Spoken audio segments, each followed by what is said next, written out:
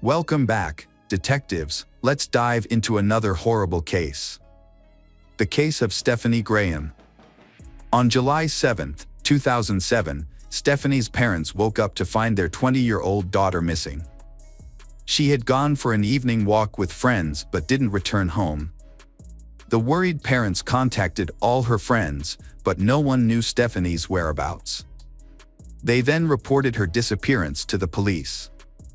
Stephanie Graham was born on February 9, 1987, in Phoenix City, Alabama, a small town with about 40,000 residents. Her parents, Kevin and Lisa Graham, were childhood friends who grew up and went to school together. After college, they got married. A year later, they welcomed their daughter Stephanie, followed by a son they named Wine. The Graham family was said to be very loving. Kevin worked in the construction business, while Lisa was an accountant. Their ventures were successful, making the family well off. Stephanie excelled in school, and her relatives described her as smart and kind. After graduating at 16, she enrolled in college to study accounting, aspiring to become an accountant like her mother and manage their family business's finances. Unfortunately, during her college years, she developed issues with alcohol and illegal substances. On July 6, 2007, a truck driver contacted the Russell County Sheriff's Office around midnight. He reported seeing a body on a dirt road near Antona, Alabama. When police arrived, they discovered the body was that of a young woman, approximately 20 years old. She had been shot 4 times in the back and twice in the back of the head. Without a purse, cell phone, or identification, her identity was difficult to establish. Police found several 9mm shell casings at the scene. The area was poorly lit, with no surveillance cameras or street lights. The police began investigating the murder. Initially, they suspected that the girl had been raped and then killed. The victim was identified by her fingerprints as 20-year-old Stephanie Graham. The police went to inform Stephanie's family about the tragedy. The news of Stephanie's murder devastated her parents, who had hoped for their daughter's safe return. Stephanie's parents told the police that she had no enemies, but during the conversation, they mentioned a violent ex-boyfriend named Larry, who had treated her poorly. Stephanie and Larry had dated for about a year until her parents persuaded her to break up with him. The family was convinced that Larry was involved, making him the main suspect. However, the police discovered that Larry was in prison at the time for assault. When they interrogated him, Larry stated that although they had broken up, they continued to communicate. He had even called her on the evening she disappeared, but her best friend Mimi answered the call. As a result, Larry was removed from the list of suspects. The police were interested in Stephanie's best friend, Mimi, who answered her phone. Larry recounted what Mimi told him. Stephanie and her new boyfriend were with them the night they went for a walk together. But then Stephanie left and forgot her phone. It turned out Stephanie had to appear in court the next day for a shooting in Columbus a year earlier. She was riding in a car with friends when someone opened fire. Stephanie was later arrested and charged along with others involved. It was later learned that Stephanie's father had to post $100,000 bail. At this time, the autopsy report was available, revealing that the cause of death was multiple gunshot wounds. It was determined that the girl had not been raped. There were no injuries or male biological fluids present. However, her underwear was pulled down, possibly to mislead the police. The police decided to question Glenn, Stephanie's new boyfriend. He said they were spending time together in the evenings and having fun when Stephanie suddenly mentioned she needed to meet a friend. They dropped her off at the nearest gas station, where they saw her get into a black pickup truck driven by a black man. Glenn said the driver may have been Kenny Walton, a family friend. The police were skeptical of Glenn's story, finding it strange that Stephanie was released so easily and not concerned that she would get into a stranger's car. However, due to the lack of evidence against him, he was released. The police began to investigate the family friend that Glenn had told them about. The police learned that Stephanie trusted Kenny deeply, considering him a second father. It turned out he had a previous conviction for distributing substances. The police summoned him for questioning on July 7th. Kenny appeared at the police station and denied any connection to Stephanie's murder. The police then showed Kenny photographs from the crime scene to observe his reaction. Kenny said that he could not look at these horrible photographs because he was very close to her. He said Stephanie was like a daughter to him. According to him, Stephanie called him around 10 p.m., asking to meet at a gas station to discuss an upcoming trial. She confessed she was scared about going to court despite her innocence and even asked for help with buying a car to leave the city and avoid court. Kenny refused to assist her with the car. He said Stephanie stayed behind when he left the gas station. It seemed unusual for Kenny, who viewed himself as a second father to the girl, to leave her alone at a gas station late at night. The police were skeptical of his story, so they reviewed the gas station CCTV footage. The footage showed Stephanie getting into the front passenger seat of a car, which then drove away. This revealed that Kenny had lied. The police called him back for further questioning and showed him the surveillance camera footage. Then he began to confess. Kenny told the police that they were near the city. While driving, Stephanie needed to use the restroom. They stopped, and she got out of the car, walked a short distance, and squatted down. At that moment, Kenny suddenly pointed a gun at her and shot her twice in the back of the head. After she fell, he approached her and shot her 4 more times in the back. This explains why her underwear had pulled down. However, that was not the most shocking part of the story. When the police questioned Kenny about his actions, he explained that Stephanie's mother, Lisa, had hired him and paid him to do it. He was in urgent need of money at the time. The police were shocked, as Lisa showed no signs of suspicion and appeared devastated by her daughter's murder. Kenny further claimed that the murder weapon was Lisa's 9mm pistol, which she had given him before the crime. Afterward, he returned the pistol to her. This led the police to obtain a warrant to search the Stephanie family's home. When they arrived, the family's father, Kevin, opened the door and seemed confused about the search. Lisa was not home. The police asked Kevin if all his firearms were accounted for. He confirmed they were and mentioned that his wife owned 2 9mm pistols. Kevin opened the gun cabinet without suspicion, finding only his own pistol inside. Lisa's pistol was later found elsewhere in the house and sent for ballistics testing. Lisa was then arrested. Initially, she denied any involvement in the incident, claiming that she loved her daughter dearly and would never harm her. However, under pressure, she eventually confessed. Lisa begged her husband not to post Stephanie's bail because she feared losing the $100,000. Lisa shared her thoughts with Kenny, and he reportedly joked that she should kill the girl. Lisa agreed. According to her, she did not think Kenny was serious. Ballistics results of the weapon showed that it was the same type of weapon used to shoot Stephanie. There was blood on the gun, but Lisa could not give an answer as to why her gun was in Kenny's hands.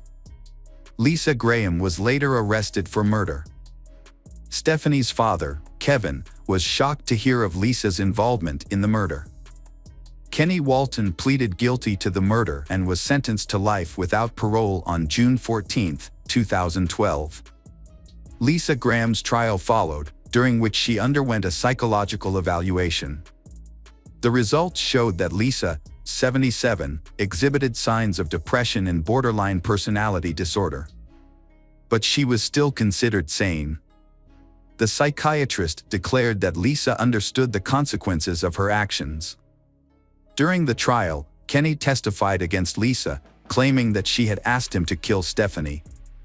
He alleged that Lisa had repeatedly asked him to kill for various reasons. The neighbor also testified earlier, confirming that Lisa had offered him $5,000 to kill her daughter. Lisa never pleaded guilty at the temple and begged for mercy. In November 2015, Lisa Graham was convicted of murder and sentenced to death. She has repeatedly appealed her conviction over the years, but the sentence has remained in place. She remains in prison, awaiting trial, becoming the fifth woman in Alabama to face the death penalty. Hello, crime enthusiasts. Are you ready for another chilling investigation? The case of Marta del Castillo. Marta del Castillo was born on June 19, 1991, in Seville, Spain, to parents Eva Casanova and Antonio del Castillo. At the age of 17, Marta was a normal high school student like everyone else, then her life changed completely. On January 24, 2009, Marta was in the middle of a conversation with her best friend, Sylvia Fernandez. She abruptly ended the conversation, explaining that she had to leave quickly because her boyfriend, Miguel Carcano, was waiting for her downstairs. Marta told Sylvia that she needed to talk to Miguel to clear up some issues in their relationship and promised to fill her in on everything when she returned. Marta ran into her father in the hallway and he advised her against getting on Miguel's motorcycle. In response, Marta just gave her father a light kiss on the cheek. She left her home at 5:30 p.m., and as the hours passed and she failed to return, her family started to worry. Marta's mother reached out to several people, and they all gave the same answer: Marta was probably with Miguel, who would likely know where she was. However, when they tried to contact Miguel, he didn't answer their calls. As a result, Marta's father decided to visit Miguel's house. Despite ringing the doorbell multiple times, no one answered the door. They eventually got in touch with Samuel Benitez, a close friend of Miguel's who claimed to have seen Marta that night. According to Samuel, Miguel dropped Marta off at his house at midnight, which was plausible considering it was only 11:45. Marta's family became more worried, and at 2 a.m. that morning, they reported her missing to the police. At that point, they had no idea that Marta's disappearance would become one of the most highly publicized cases in the country's history. For hours after Marta's disappearance was reported, the police identified Miguel Carcano, Marta's boyfriend, as a suspect. Despite this, a third report was filed at 1:30 p.m. But the authorities failed to take immediate action. The family grew increasingly frustrated with the delay. However, 17 hours after the initial request for help, the police initiated a search for Marta. As time went by, Marta's family took matters into their own hands and started collecting statements from Marta's relatives and friends. They also organized a press conference on January 27, 2009, and initiated a campaign to find her. A large protest took place in Seville the day after Marta's disappearance, with 2,000 people demanding her safe return under the slogan, "We are all Marta."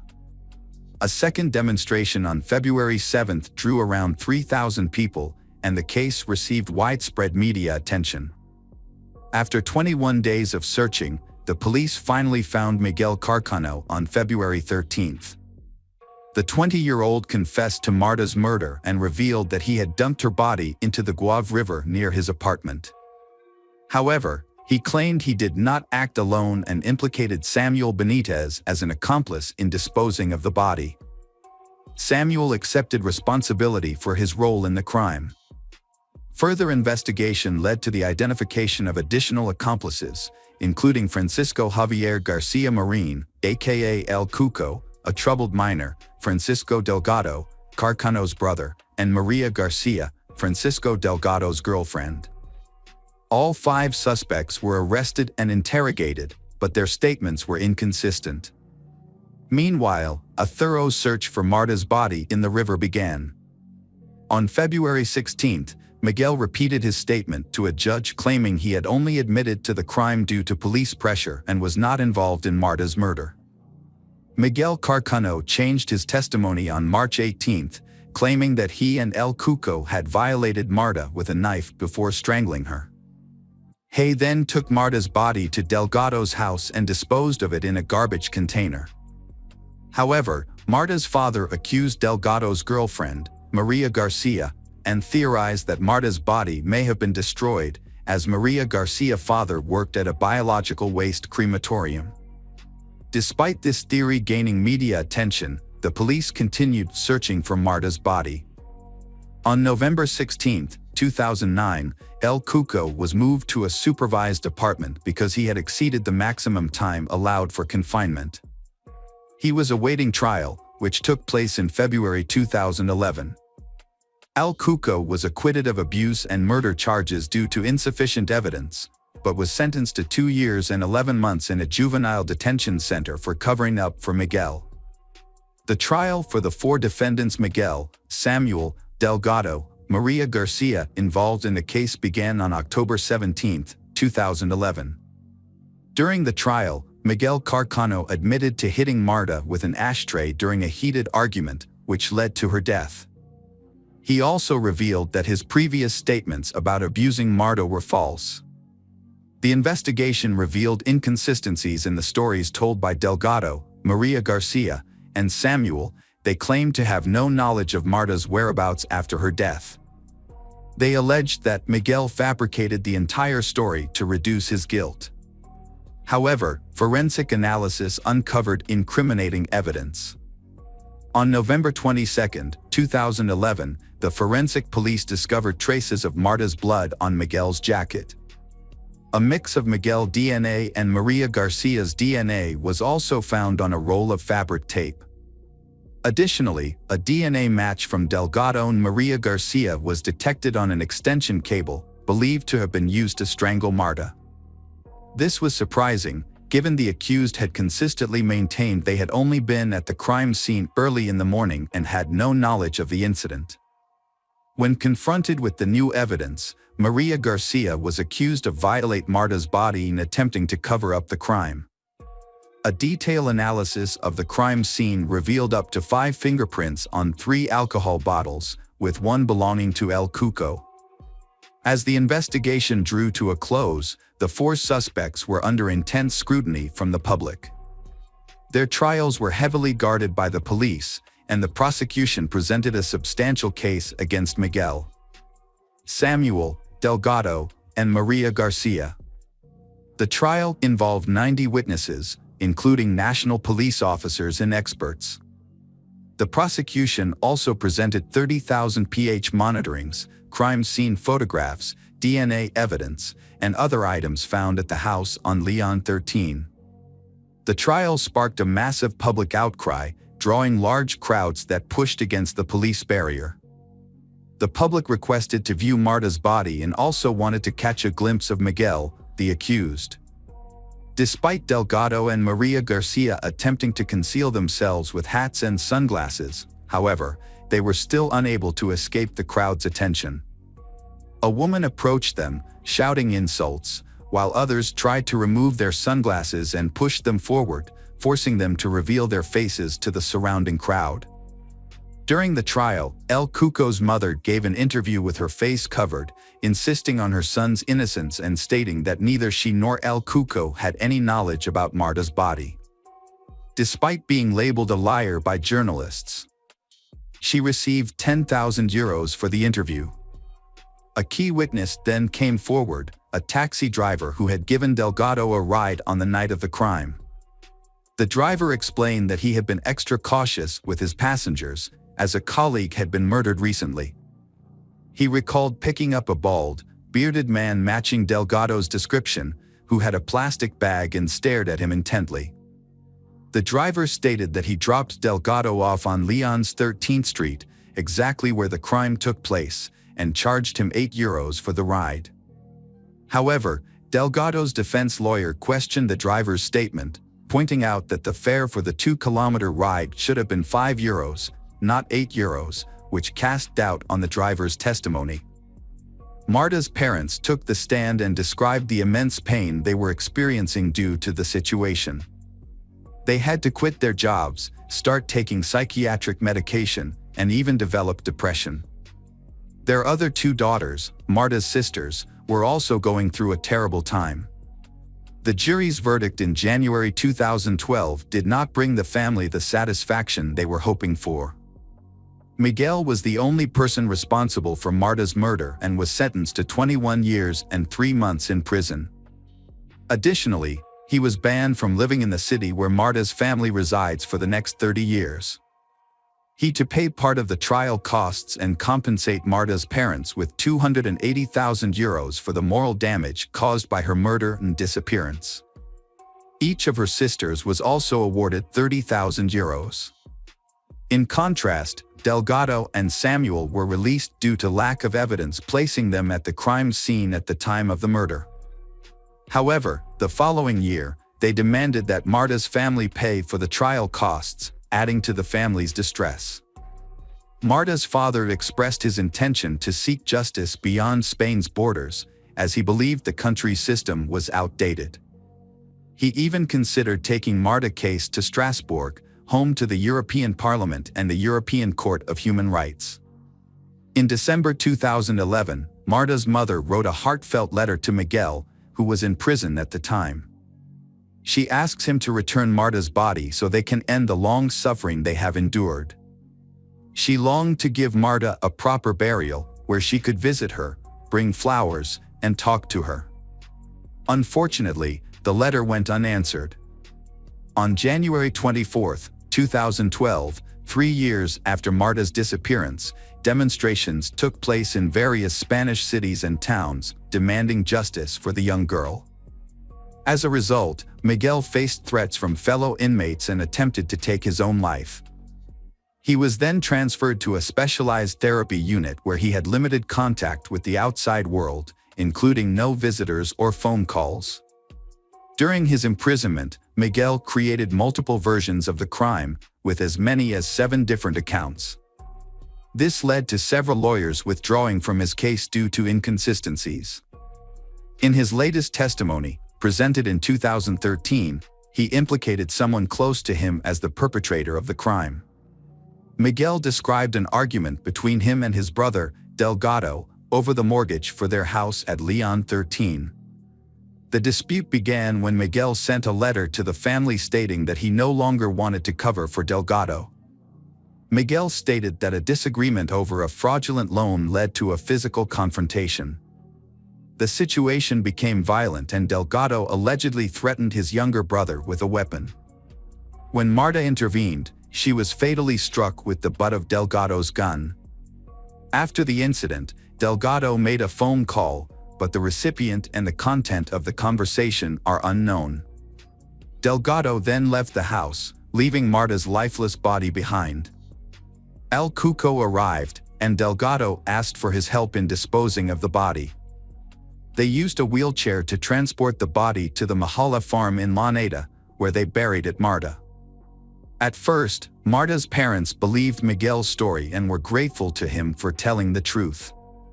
They requested that the investigation be reopened, this time focusing on Delgado.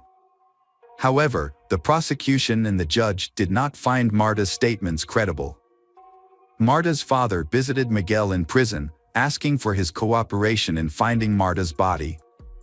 In exchange for Miguel's help, Marta's father offered him a deal. Upon his release from prison, he would give Miguel the house located at Lawn 13, which he had previously purchased. The search for Marta's body became one of the most expensive in the country's history, involving extensive land and sea searches. It seemed impossible for Miguel, Samuel, and another person to transport Marta's body on a motorcycle without incident. During the reenactment, the body fell off the moment the engine started. After Miguel claimed that the body was thrown into a trash bin, the search shifted to the local landfill, which receives all the area's waste. In order to find any relevant clues, the search team estimated that they would need to remove approximately 40,000 tons of waste from the landfill due to the large amount of time that had passed since Marta's disappearance and the massive amount of waste at the landfill. The search for Marta's body lasted 32 days but was unsuccessful. Miguel, the accused, gave investigators 4 different locations where evidence might be found, leading to multiple new searches. However, the searches were hindered by a lack of funds, and at one point, the then Interior Minister Alfredo Perez had to pause the search due to financial constraints.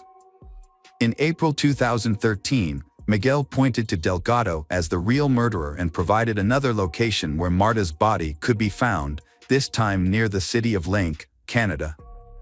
Despite having lost credibility due to his previous false versions, a new search was conducted. Miguel went with the police to the area and gave them a general idea of where he claimed to have buried Marta's body in 2009, along with Delgado. The police excavated the soil of 6 farms, focusing on areas with recent earth movements. A total area of 10,000 square meters was scanned, but unfortunately, nothing was found. All the searches were unsuccessful, and at the request of Marta's parents. The search was halted until 2015. The public ministry requested that the defendants compensate the Ministry of the Interior for the costs incurred during the search, amounting to $66,329. In a new development, an individual named Oscar, who claimed to be a criminal, approached El Cuco's, Rosalia mother, and pretended to seek a confession. However, his actual intention was to infiltrate and secretly gather information. Over time, Oscar and Rosalia developed a close relationship, meeting every 2 or 3 days and speaking daily on the phone. Rosalia trusted Oscar enough to give him the keys to her house, and they shared secrets and took long walks on the beach together. He gained her trust and affection. Oscar even convinced Rosalia that they would leave the country together once her son's, El Cuco situation was resolved. Meanwhile, Oscar secretly recorded 600 hours of conversations between Rosalia and those around her over a period of 2.5 years. In October 2011, El Cuco was granted temporary release from the juvenile center, where he was being held for covering up for Miguel. During one conversation, Oscar asked El Cuco if he thought the police were following him. El Cuco replied that were, and that the police were trying to find out where they had hidden Marta. This statement incriminated El Cuco and revealed his involvement in Marta's disappearance. Realizing his mistake, El Cuco quickly tried to retract his statement, claiming he had done nothing wrong. Oscar played along as if he hadn't noticed. However, in other recordings, El Cuco made fun of the police's efforts to find the body, and Rosalia criticized the investigators for not examining her phone records closely. Although Oscar worked diligently to record conversations, the 600 hours of recorded material was not presented as evidence in court. It wasn't until 13 years after Marta's disappearance, in 2022, that the recordings led to results. On May 26, 2022, a large crowd of mostly neighbors from Marta's family gathered outside the courthouse to demonstrate their support for a new trial. Rosalia and El Cuco arrived at the courthouse, protected by police. El Cuco was fully covered, wearing a hoodie, sunglasses, gloves, and a mask. Rosalia wore sunglasses, a mask, and a headscarf. In 2011, El Cuco claimed he wasn't at the scene of the crime on Lyon 13th Street.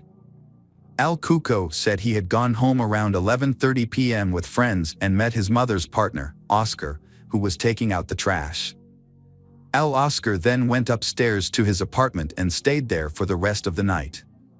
Rosalia claimed she had gone out for drinks with Oscar around 11:30 p.m. and returned home around 1:30 a.m. on January 25th, finding her son asleep.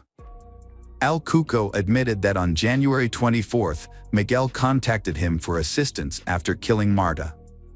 Miguel requested his help in burying Marta's body, along with Samuel. They used Rosalia's vehicle to travel to Lyon 13, where Delgado is also there. During this time, Rosalia, El Cuco's mother, stayed at a bar until 4:30 in the morning. Upon returning home, she found her son missing. In the end, El Cuco and Rosalia were charged with perjury for hindering prosecution. As a result, El Cuco and Rosalia were sentenced to 2.5 years in prison on June 9, 2022.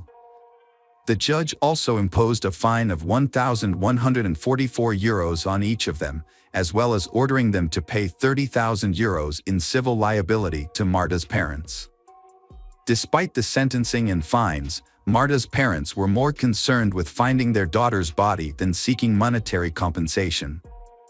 In the same year, the investigative judge allowed an expert to access the mobile phones of Miguel and Marta. Notably, Miguel gave his consent for his phone to be examined, believing it would reveal evidence pointing to Delgado as the actual perpetrator. The primary objective of the investigation was to locate Marta's body, which remained missing. 13 years after Marta's murder, the civil court decided to close the investigation into the search for her body in November 2022. The court declared the investigation period had expired because no new significant evidence had been found. Marta's parents eventually accepted that Miguel would never disclose the location of their daughter's body. Hello again, true crime fans, we've got another mysterious case to explore. The case of Annie Lee. Annie Lee was born on July 3, 1985, in San Jose, California, to Vivian Van Lee and Hogan Lee, Vietnamese immigrants. As an only child, Annie demonstrated exceptional intelligence and talent from an early age, consistently excelling in her studies and being considered the top student in her school. Annie's favorite subjects were chemistry and biology. Her teachers believed she had a bright future in science, with some even predicting she might one day win a Nobel Prize. Throughout her school years, Annie actively participated in scientific conferences, where her work garnered various awards and recognition. As a high school student, she secured a $65,000 scholarship to study at any U.S. university. Annie chose the University of Rochester in New York, where she studied cellular development biology and medical anthropology. She later enrolled in Yale University's graduate school, working in a scientific laboratory and pursuing a doctoral degree in chemistry and biology. Annie's dissertation focused on the study of diseases caused by metabolic disorders. During her time working in the laboratory, she gained much research knowledge, which contributed to the treatment of diabetes and certain types of cancer. Annie, a student at the University of Rochester in New York, while pursuing her studies, met Jonathan Widowski, a fellow student and promising scientist. The two quickly dating, and their parents were pleased with their relationship.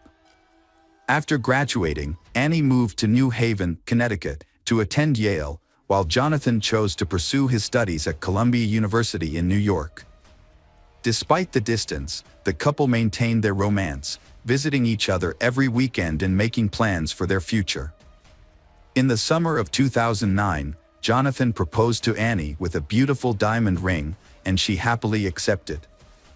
They set their wedding date for Sunday, September 13, 2009. Initially, they only shared the news with their parents and close friends, keeping their colleagues in the dark. It wasn't until a week before the wedding, on September 6, that Annie sent out emails to friends and colleagues, announcing their upcoming marriage and a wedding invitation. The day after, the news spread rapidly throughout the department and the lab where Annie worked, becoming the most discussed topic. Annie and her fiancé had planned a wedding ceremony on Long Island, followed by a honeymoon at a luxurious resort in Greece. A few months before she went missing, Annie had written an article for the university publication, where she cautioned students about potential dangers and provided safety tips for when they were off campus. However, despite being aware of the risks, Annie herself fell victim to an unexpected tragedy at her workplace. On Tuesday, September 8, Annie left her university dormitory, where she shared a room with 3 friends, and headed to the University Medical Center laboratory, where she worked. The laboratory building, located on Amistad Street, has restricted access and requires a pass and special key card for entry and movement within the premises. A CCTV camera at the entrance captured Annie entering the building around 10 o'clock that morning.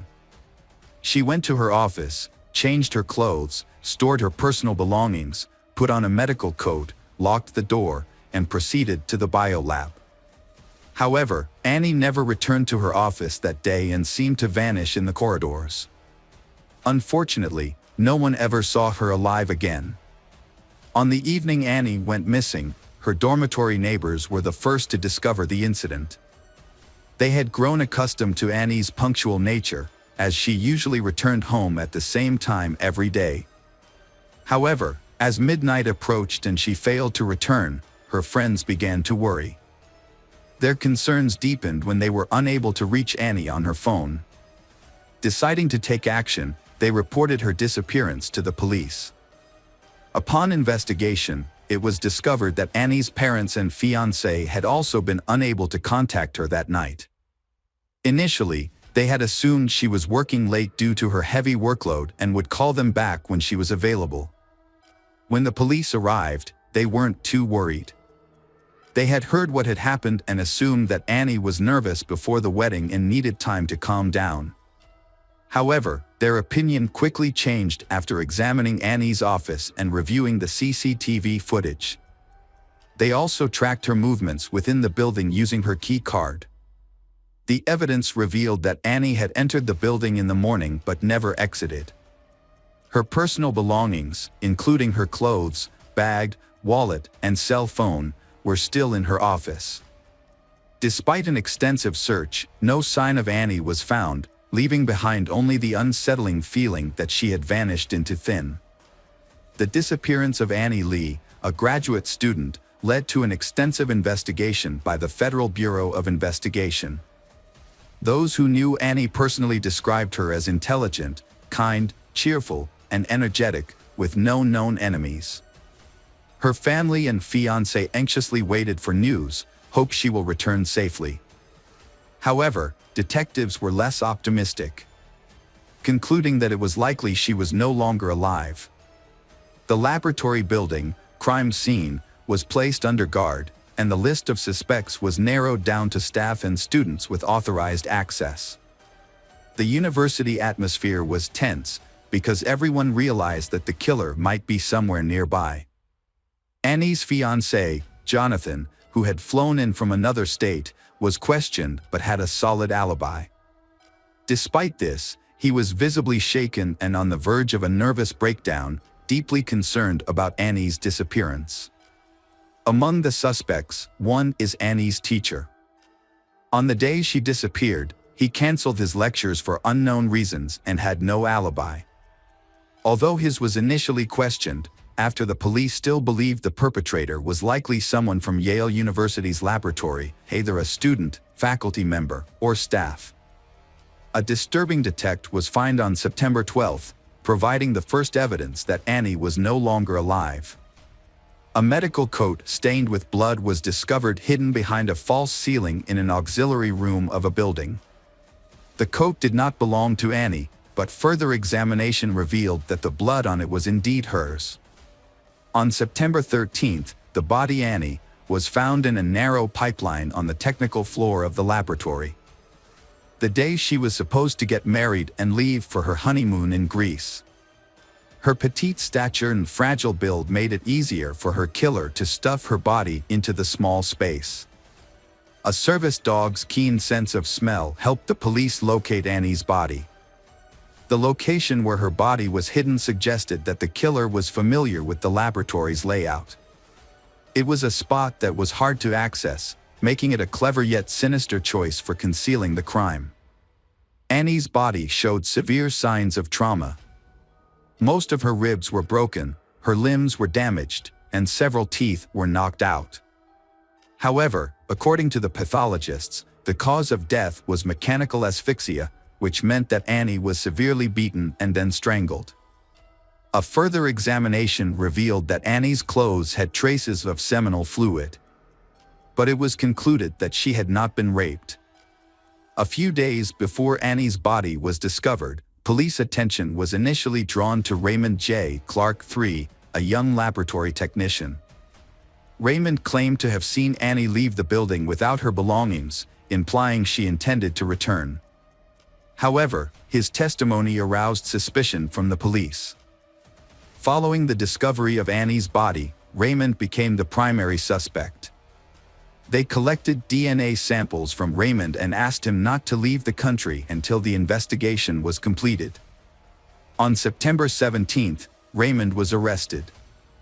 Forensic examination results showed that his semen was found on Annie's clothes. And his robe, stained with Annie's blood, was discovered hidden in the suspended ceiling. Additionally, Raymond had suspicious bruises on his body, suggesting that Annie had fiercely defended herself before her death. Despite the incriminating evidence, Raymond denied any involvement in the crime. Further investigation showed that Raymond was a very hot-tempered person, easily angered and often had workplace conflicts. He frequently engaged in verbal altercations with colleagues and had a reputation for being cruel, having physically abused women he had relationships with in the past. Raymond did not excel academically, but he stood out as a promising athlete in school. He is known for his handsome looks and has a strong appeal to women. However, he was unable to get into university due to poor grades. Fortunately, with the help of some relatives, Raymond secured a job at a laboratory, starting as a janitor and eventually working his way up to become a technician. During this time, Raymond was in a relationship with a woman named Jessica Del Rocco. However, their relationship was tumultuous, and Jessica later testified against Raymond in court.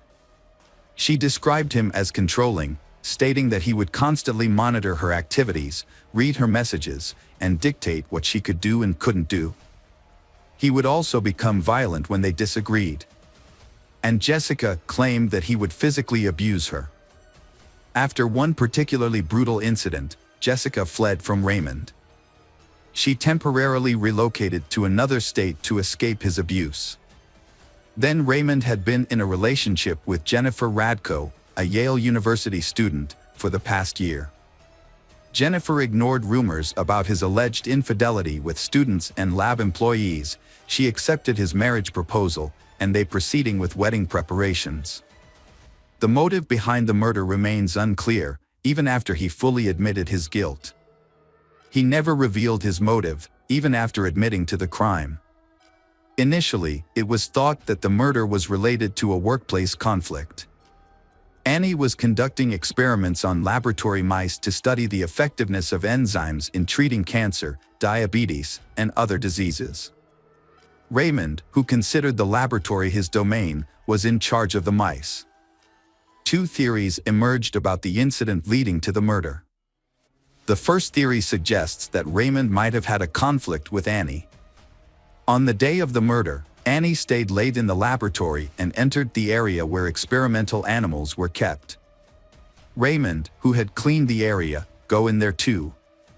The confrontation could have intensified into a physical altercation, which in turn could have led to Annie being strangled by Raymond a fit of rage. A second theory proposes that Raymond had feelings for Annie, but she rejected his advances. Raymond, unaccustomed to rejection, was hurt by her refusal. When he learned about her upcoming wedding on September 7th, Raymond was completely overcome by intense feelings of jealousy. The next day, when he was alone with Annie in the laboratory, he attacked her, beating and attempting to rape her, then ultimately strangling her. This theory explains the appearance of seminal fluid on Annie's clothes. The case gained widespread media attention from the start. The victim was a promising young scientist, and the crime was committed on campus. Raymond first appeared in court in Connecticut on October 6, 2009, where he denied any involvement in the murder and the charges against him. The hearing was postponed multiple times to allow for the collection of all evidence and materials. It was discovered that Raymond had spent at least an hour with Annie in the laboratory, during which the murder took place. In an attempt to mislead investigators, Raymond used his key card over 50 times at various locations, eventually making his way to the technical floor. There, he spent around 15 minutes hiding the body in the wall. Raymond then activated the fire alarm, which forced the staff to evacuate the building, providing him with an opportunity to blend in and avoid suspicion. A crucial piece of evidence was discovered in the pocket of a robe found hidden under a false ceiling, a green ballpoint pen. Further examination revealed that Raymond had used this pen to sign his name in various work logs on the same day. Additionally, witnesses reported seeing Raymond scrubbing specific areas of the lab floor repeatedly over the next few days. Despite the floor appearing clean, he also disposed of the cleaning equipment and a pack of tissues with small brown stains, resembling blood splatters, in a trash can. Forensic analysis later confirmed that the tissues contained Annie's blood, indicating that Raymond had made a thorough attempt to eliminate any evidence. In February 2011, Clark agreed to a plea deal in exchange for a reduced sentence. At the court hearing on March 17, 2011, he pleaded guilty to murder and attempted rape and apologized to Tanny's parents and fiancé. However, Raymond never revealed the details of the incident leading up to the murder or his motivation for the crime. As a result, he was sentenced to 44 years in prison. Raymond is currently serving his sentence at the Cheshire Correctional Institution in New Haven County, Connecticut, and will not be eligible for release until September 2053. The parents and fiancé of Annie have expressed that they find the given sentence to be fair.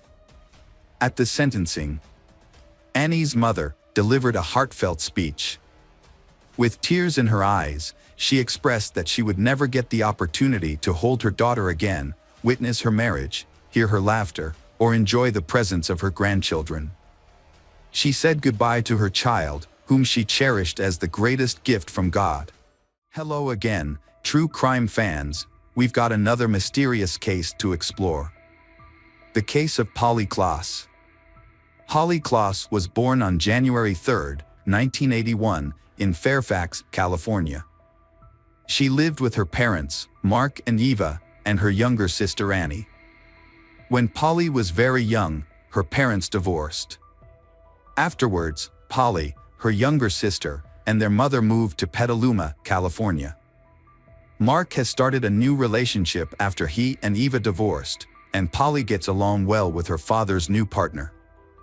After her parents got divorced, Polly made a conscious effort to maintain a good relationship with both her mother and father, helping to keep the peace within the family. As a child, Polly was described as quiet and innocent. Although she had few friends and was generally shy, she excelled in theater. Polly actively participated in school plays, community musicals, and often secured lead roles.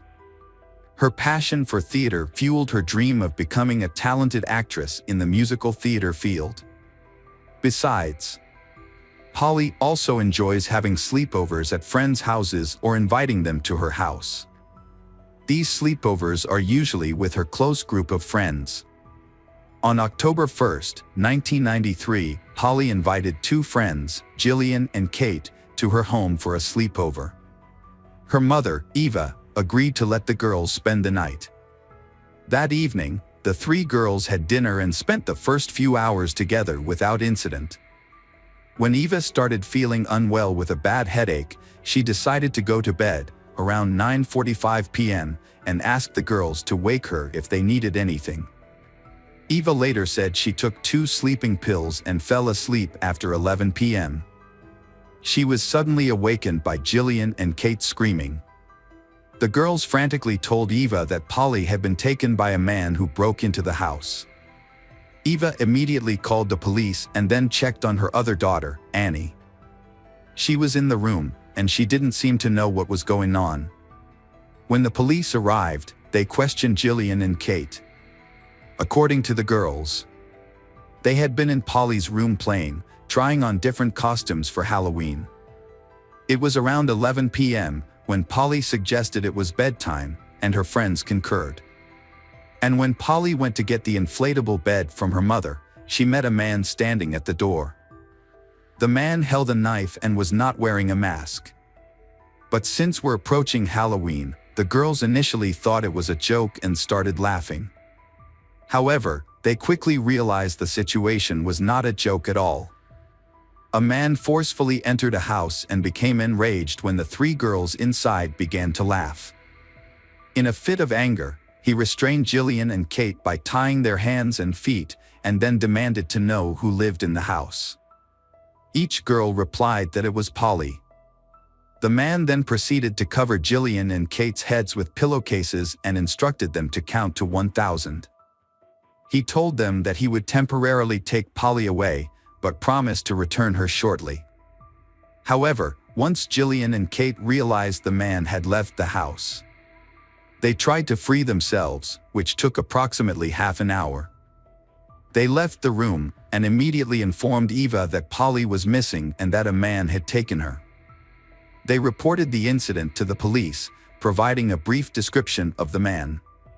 This allowed the officers to create a sketch of the suspect to aid in the search. Unfortunately, there was limited evidence found at the scene. A few footprints were discovered, but they all belonged to Polly, Eva, Annie, or friends who had visited the house in the days leading up to the incident. Some fabric fibers found on the carpet in Polly's room were significantly different from those in the carpet at her home. Analysis revealed that they belonged to a car's carpet. Police searched cars belonging to people the family knew but found no match, leading them to believe the fibers came from the kidnapper's car. A palm print was also found, but it couldn't be matched to anyone in the databases at the time because fingerprinting and DNA technology weren't advanced enough. However, the print was saved for possible comparison to a suspect in the future. In addition to the fibers, a piece of fabric resembling silk was found in Polly's room. It appeared to have been cut from a garment with scissors and had a unique pattern. The police believed this could be a valuable piece of evidence in the future. A hair was also found, but its origin was unknown. The DNA technology weren't developed at the time prevented analysis, making it impossible to determine who the hair belonged to. The search for Polly was one of the largest in United States history at that time, with many volunteers joining in. Around 4,000 people, including police and volunteers, searched her neighborhood, vacant lots, and nearby estates for Polly. The police attempted to find the driver who resembled the sketch, but were unsuccessful. Time was of the essence, as police hoped to find Polly within 24 hours of her disappearance, after which it would be highly unlikely to find her alive. The investigation was handed over to the FBI, who also actively worked to find Polly as soon as possible. However, as each day passes, the chances of finding her alive diminish.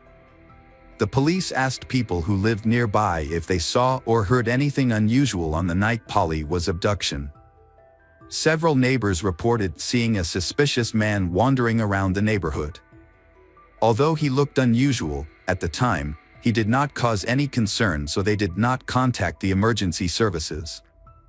It wasn't until police showed the neighbors the sketch of suspect, they realized it was the same person.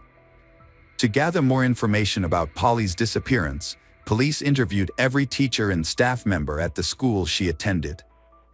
They focused on whether anyone knew the suspect or had any details about Polly's situation. However, none of them had any knowledge about the incident, and everyone had an alibi for the time of the incident. Additionally, none of the school staff matched the suspect's description. In their investigation, the police went as far as comparing fibers found at Polly's home with the car mats of the school staff's vehicles. But all of them do not coincide. With each passing day, the sense of desperation among the family, the authorities, and the public grew. They feared that the kidnapper posed a threat to society. This added to the urgency for the police to solve the case. A $200,000 reward was offered for any information that could help locate Polly. The reward was sponsored by actress Winona Ryder, who also held a press conference calling on the public to pray for Polly's safe return.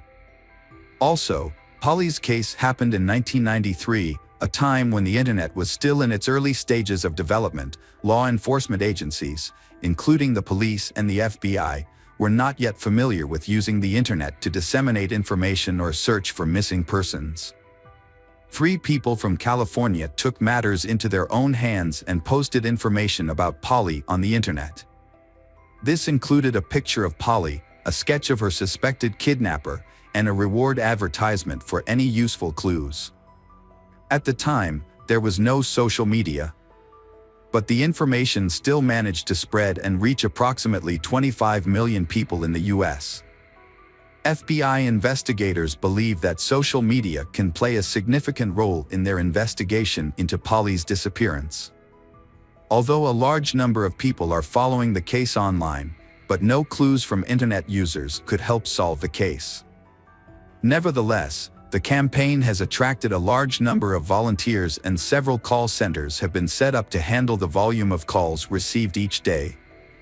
As a result, families of other missing children reached out to the Polly family for support, hoping to find their own children too. It had been weeks since Polly's abduction, and investigators were growing increasingly frustrated. They had no new leads and had yet to identify the kidnapper, making DNA comparisons impossible. Just when things seemed bleak, Polly's father, Mark, received a phone call from a girl claiming to be Polly. She explained that she was at a hotel and that her kidnapper had temporarily left her alone, allowing her to make the call. The girl then hung up, and Mark immediately informed the police. Unfortunately, the FBI did not have tools to trace the call at the time, so they had to wait for another call, in the hoping it would give them the opportunity to trace the kidnapper's location. A few hours later, the second call came. It was the same girl who had spoken to Mark earlier.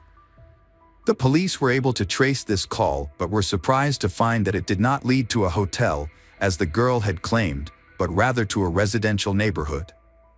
When officers arrived at the house from which the call was made, they discovered it was a prank call made by a teenage girl around the same age as Polly. The girl's voice was similar to Polly's, which was the reason behind the confusion. According to her, her friends had dared her to make the call. She wasn't arrested or taken to the police station, but her parents were asked to control her behavior and advise her against making such serious and false claims in the future. On November 28, 1993, about 2 months after Polly's disappearance, a woman contacted the police to report finding 3 suspicious items on her large plot of land. Upon further investigation by the police and FBI, they discovered 3 crucial pieces of evidence: a piece of silk identical to the one found in Polly's room, a pair of ballet ties that Eva reported missing on the night of Polly's disappearance, and duct tape. This led the police to speculate that Polly was likely in the area. The FBI uncovered more information that shed light on the case. On the day Polly went missing, the same woman had reported to the police that strangers had been frequently visiting her plot of land. The property didn't have a fence around it, despite signs indicating it was private. As a result, many strangers unknowingly trespassed on the land, with the owner often encountering intruders. However, one incident stood out, especially considering it occurred on the night Polly was abducted. On that evening, a man in a car drove onto the property, but his vehicle got stuck in the mud. The nanny, who looking after the homeowner's son, was the first to see the man but was too scared to approach him. The owner also chose not to approach the man due to a fierce look in his eyes, so they decided to call the police. When the officers arrived, they questioned the man, who claimed he was unaware he was on private property and promised to leave immediately. However, he asked for help pulling his car out of the mud. The police observed that the man was visibly nervous and sweating, appearing to be under the influence of a substance. But they were unable to administer a drug test and couldn't arrest him since he wasn't being violent. Finally, the policeman helped him get the car out of the mud, and the man drove away. The man's name was Richard Allen Davis, born in 1954 in San Francisco, California. Richard's childhood was marked by violence at the hands of his parents, particularly when he was 12 years old. This led to his parents' separation, and his mother completely disowned him, stating she wanted nothing to do with her son and leaving him in the care of his father. Richard's father was highly irresponsible, often leaving the house for extended periods of time, sometimes days, and leaving Richard alone. Richard sometimes stayed with neighbors or would seek out relatives. Richard started committing crimes when he was a teenager. He started stealing, got into fights, and spent several months in a reformatory school. At the age of 17, he committed a violent robbery that almost resulted in the death of the victim. The judge offered Richard two options: reform school or joining the U.S. Army. Richard chose to join the Army, but he was unable to maintain good behavior. As a result, he was dishonorably discharged after serving for less than 2 years. When Richard was approximately 20 years old, he was convicted of robbery, kidnapping, and received a 15-year sentence. However, due to good behavior, he was paroled after serving just 1 year. During that time, Richard was haunted by another charge. Many of Richard's friends believed he had killed a 19-year-old woman named Marlene, despite the police determining she had left willingly. Marlene's close friends suspected Richard was the culprit responsible for her death the night they attended a party together. Nonetheless, these allegations remained unsubstantiated rumors at the time. Richard was in financial trouble, and as such, he did not have a permanent home, leaving it unknown where he actually lived. The police issued an internal warning to officers, advising them to exercise extreme caution when interacting with him. Fearing Richard might flee California or even the United States, the authorities chose not to share any information with the media. Richard was ultimately arrested on November 13, 1993. He was driving under the influence and was stopped by a police officer. A breathalyzer test was administered, which Richard failed. Richard matching the suspect's description in the Polly Klaas kidnapping case. The police carefully approached Richard and arrested him for violating his probation due to he had violated his alcohol level while driving. However, the real reason for the arrest was the kidnapping. At the police station, Richard's true identity was revealed, and he was informed that he was under arrest in connection with the Polly Klaas kidnapping case. During the interrogation, Richard initially denied the charges but ultimately confessed to the crime. Further evidence, including a palm print matching the one found at the scene and fabric fibers from his car's carpet matching those found at Polly's house, supported Richard's guilt. When questioned, Polly Klaas' friends identified Richard as the kidnapper. Moreover, an identical piece of fabric was found in Richard's car and on piece of land of the woman who had called the police, providing additional evidence against him. The suspect eventually admitted to the crime after much evidence pointed to his guilt. Richard claimed that on the day of the incident, he had been using illegal substances with friends and was not feeling well. Despite this, he decided to commit a burglary and drove to a neighborhood where he spotted a house with an open window. He climbed in through the window, searching for valuables, and was about to leave when he encountered Polly. She was extremely frightened, and Richard made the decision to abduct her. He put Polly in the back seat of his car and drove to a secluded area, where he sexually assaulted her. After this, he got back in the driver's seat and continued driving. Eventually, Richard's car got stuck in the mud on private property, where a woman and her babysitter saw him with Polly in the back seat. The police arrived to help him, pulling the car out of the mud. Tragically, after they assisted him, Richard drove away and strangled Polly to death. He later revealed to the police the location of her body and them to begin a search. On December 4, 1993, approximately 2 months after Polly Klaas's disappearance, her body was discovered in a grave by the side of a highway, which was dug by Richard. A forensic examination was conducted and confirmed that the cause of Polly's death was strangulation, which was consistent with Richard's previous statements. The estimated date of death was roughly consistent with the day she went missing. With this evidence, Richard went on trial for kidnapping, murder, and rape. During the trial, Richard was given the opportunity to say a few words. In his statement, he apologized to Polly's family but also made the shocking accusation that her father had been sexually abusing her. According to Richard, Polly told him that her father's actions towards her were something Richard should not have done to her. This accusation angered Polly's father to the point that he became violent and was restrained by several people in the courtroom to prevent him from attacking Richard. Everyone was shocked by Richard's words, mainly because he showed no remorse for his statement, and many suspected that Polly's father had abused her. Despite no evidence to prove it, Richard was found guilty of Polly Klaas kidnapping and murder on June 18, 1996, subsequently received a death sentence in August. He attempted to appeal but was unsuccessful. In 2006, Richard was found unresponsive in his cell after overdosing on pills, but was revived and returned to prison. Richard's lawyer made an unsuccessful attempt to appeal the conviction to the Supreme Court in 2009. The Supreme Court upheld Richard's death sentence, with his attorney indicating plans to file further appeals. These ongoing appeals have led to a prolonged stay on death row. It is anticipated that once the appeals process concludes, the execution will proceed. Welcome back, mystery lovers. Today's case is going to keep you on the edge of your seat. The case of Rhonda Casto. Julia Simmons lives with Stephen Nichols, a divorced stock trader, in his 3-bedroom house outside Portland, Oregon. Julia and Stephen met online while she was looking for a place to rent.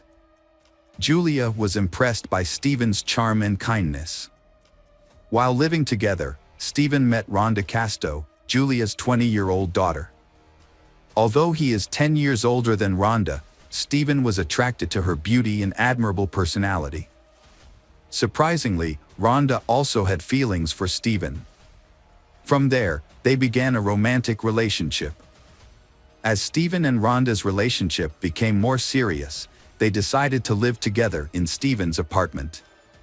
During their relationship, Stephen developed a close relationship with Rhonda's family, especially with her 2 sisters, Melanie and Tessa. Tessa, who was 9 years old at the time, was very fond of Stephen because of his fun and playful personality. As the years passed, Stephen and Rhonda lived together but were not married. Rhonda often dreamed of getting married, and her friends knew this. Stephen promised to marry her in the summer of 2009. They had a baby girl, and motherhood became the best thing in Rhonda's life. Her daughter became the center of Rhonda's life, and she cherished every moment with her. She loved being a mother, but also wanted to return to her modeling career. According to Stephen, after giving birth, Rhonda gained a lot of weight and felt unhappy with her body. They decided to hike 25 of the most beautiful trails in Oregon together to help Rhonda lose weight. Stephen said that their relationship was good, they rarely argued and became closer. However, Rhonda's friends told a different story. They revealed that Rhonda had confided in them about Stephen's abuse. Rhonda even took pictures of her back in the mirror to document the bruises Stephen had caused. On March 16, 2009, Stephen and Rhonda, both 23 years old, went hiking together on the Eagle Creek Trail. During the hike, Rhonda took a picture of Stephen using his cell phone. Before leaving, Rhonda jokingly texted her mother, saying, "He's either going to give me a ring or throw me off a cliff. Haha." Initially, the weather was nice. However, Stephen later said that Rhonda began to act strangely. According to Stephen, Rhonda asked him what would happen if something happened to her and if he would take care of their daughter. He replied that of course he would. When the weather started to get worse, Stephen suggested that they go home. Stephen said that Rhonda wrapped a towel around her shoulders, called herself Superman, and ran down the narrow, slippery path. Stephen said he witnessed Rhonda slip and fall about 150 feet down the cliff on the Eagle Creek Trail. Stephen said he went down the ravine where Rhonda fell because he couldn't get a cell phone and held her body. He tried to call 911 but got no signal, so he left Rhonda and walked to the trailhead to contact rescuers. Rescuers then took Rhonda's body away. Rhonda's family claimed that Stephen showed no emotion at the funeral, but Stephen denied this and said that he cried a lot. He explained that when he was really sad, he would pull away from people and want to be alone. Immediately after Rhonda's death, Stephen quickly packed up his and his daughter's belongings and moved to the other side of Oregon to be closer to his family. This move left Rhonda's family feeling suspicious and wondering what had happened between Stephen and Rhonda in the final moments before she died.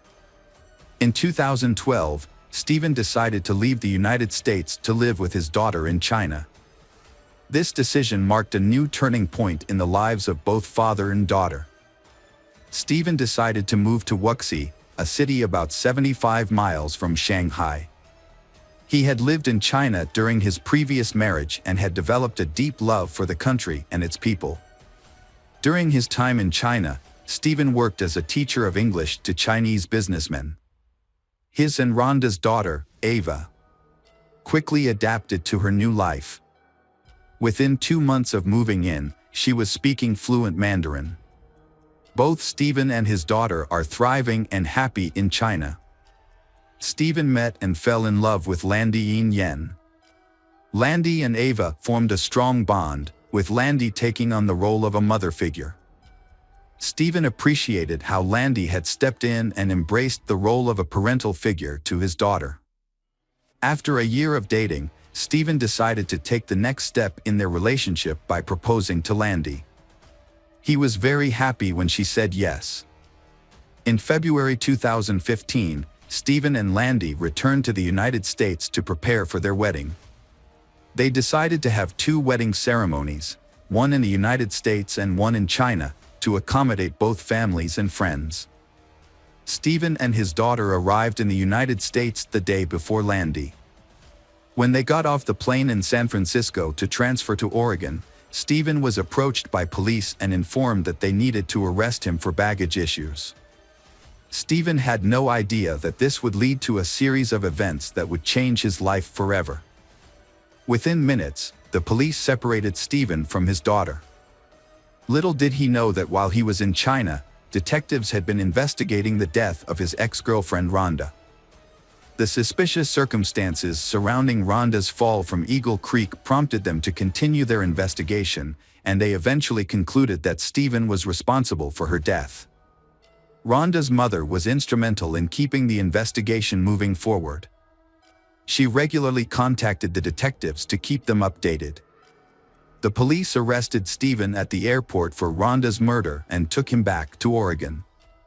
When he was arrested, Stephen claimed that he thought he was dreaming. Stephen hoped to open his eyes and find himself back home in China with Landy. However, this was not a dream, but reality. Stephen's bail was set at $2 million. He was jailed for 14 months awaiting trial. The judge reduced Stephen's bail to $250,000, which his attorney paid. Stephen was released on bail but must wear an ankle monitor. When Rhonda's family learned of Stephen's arrest for murder, they were overjoyed that justice had finally been served. Rhonda's mother, in particular, was overcome with emotion and burst into tears upon hearing the news. Stephen's arrest brought relief and comfort to Rhonda's family, who had been grieving her loss for years. After Stephen's arrest, his legal team conducted an investigation at the Eagle Creek trailhead where Rhonda died. Their goal was to conduct tests that would prove to the court that Rhonda's death was the result of a slip and fall accident, not Stephen's pushing her. During a preliminary hearing, Rhonda's autopsy revealed that all of her injuries were below the waist. This finding became a key element of Stephen's defense strategy, providing the basis for arguing that Rhonda committed suicide, not murder. Stephen's defense argued that Rhonda's pelvic injuries were caused by the impact of her fall. They argued that the evidence showed that Rhonda fell feet first, not somersaulting, suggesting that she had been pushed. In addition to presenting evidence of Rhonda's injuries, the defense also wanted to introduce notes from her therapy sessions as additional evidence. The notes show that Rhonda was depressed but never suicidal. Rhonda also described her relationship with Stephen as lacking love.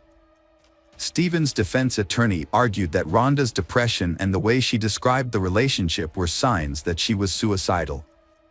They introduced this evidence to cast doubt on the claim that Stephen pushed Rhonda to cause her death. Stephen also claimed that Rhonda had attempted suicide multiple times before they met. Rhonda's family denied these allegations and said Stephen was lying. They accused Stephen of blaming Rhonda for her suicide to cover up his crimes. Stephen also claimed that Rhonda had been abusing drugs since she was 12 years old. According to the medical examiner's report, Rhonda used only small amounts of marijuana and prescription medications to treat postpartum depression and anxiety. This contradicts his claim that she abused multiple substances. During the preliminary hearing for Rhonda's murder, a shocking revelation was made. Stephen, in his early 30s, had been having an affair with Rhonda's 16-year-old sister, Melanie. This came as a surprise to many due to the significant age difference between them. The prosecution argued that this inappropriate relationship may have been the motive for Stephen's murder of Rhonda. They believed that Rhonda had discovered her husband's behavior, leading to tension that may have led Stephen to kill her. After being arrested for Rhonda's murder, Stephen was indicted on 5 additional counts of sexual abuse against Rhonda's sister, Melanie Casto. Specifically, 2 counts of third-degree sexual assault and 3 counts of third-degree oral copulation. While awaiting trial for the 2005 murder, Stephen pleaded guilty to 2 counts of sexual abuse. He signed a statement admitting to having sex with Melanie Casto on 2 occasions. However, Stephen later claimed that he was coerced into confessing and that his confession was untrue. Stephen explained that he only confessed because he believed doing so would allow him to fight and have a chance to regain custody of his daughter. Stephen claimed that he wanted his daughter back and felt desperate. However, the state pointed out that the relationship between Stephen and Melanie had lasted for more than 4 years. Stephen later admitted to having sex with Rhonda's teenage sister, Melanie. The state presented evidence in the form of a text message from Rhonda to Melanie. In the text message, Rhonda called Stephen a piece of trash and accused him of using Melanie to hurt her. This occurred before the fateful hike at Eagle Creek, where Rhonda died after falling. Rhonda's mother claimed that her daughter knew that Stephen was trying to drive a wedge between the 2 sisters. She added that Rhonda loved her sister and wanted to mend her relationship with Melanie. The state concluded that Rhonda and Stephen's relationship was not as amicable as Stephen claimed. The court received additional evidence of Stephen's past sexual misconduct. Just 6 months after his daughter's mother died, Stephen was arrested and charged with 5 counts of sexual abuse of a 13-year-old girl. Although he initially denied it, Stephen later admitted to sending sexually explicit text messages and nude photos to the victim. He pleaded guilty to 1 count of sexual harassment. During the preliminary hearing, the prosecutor presented photos of bruises on Rhonda's back. Rhonda's best friend testified that she had heard Rhonda and Stephen arguing on the phone on multiple occasions. This evidence suggested that the relationship between Stephen and Rhonda was abusive. In addition to the photographic evidence, the court heard testimony from Stephen's ex-wife, who alleged that in November 2003, Stephen tried to strangle her and throw her over the balcony of their 5th-floor apartment. However, Stephen was not charged and denied all charges. For their part, Rhonda's family firmly believes that Stephen, her boyfriend, is responsible for Rhonda's death. Police suspect he killed Rhonda to collect her life insurance. Her mother said Stephen had lost a lot of money trading stocks the previous year and was struggling financially. In addition, people who knew Rhonda said she loved her 9-month-old daughter very much and could not have killed herself by jumping into Eagle Creek. In May 2017, Rhonda's family was shocked to learn that the state had reached a plea deal with the defense attorney. Stephen pleaded guilty to manslaughter based on criminal negligence. Although he believed he killed her, the lack of physical evidence that he pushed her off the trail in Eagle Creek made the case weak. Stephen was given credit for time served while awaiting trial, but was given 3 years of probation. After removing his ankle monitor, Stephen was released. Rhonda's family and friends said Stephen's plea deal was unfair and that he deserved a harsher sentence. During the sentencing hearing, Rhonda's sister gave an emotional statement. She expressed anger and frustration towards Stephen, saying that he had destroyed their family and caused immeasurable pain.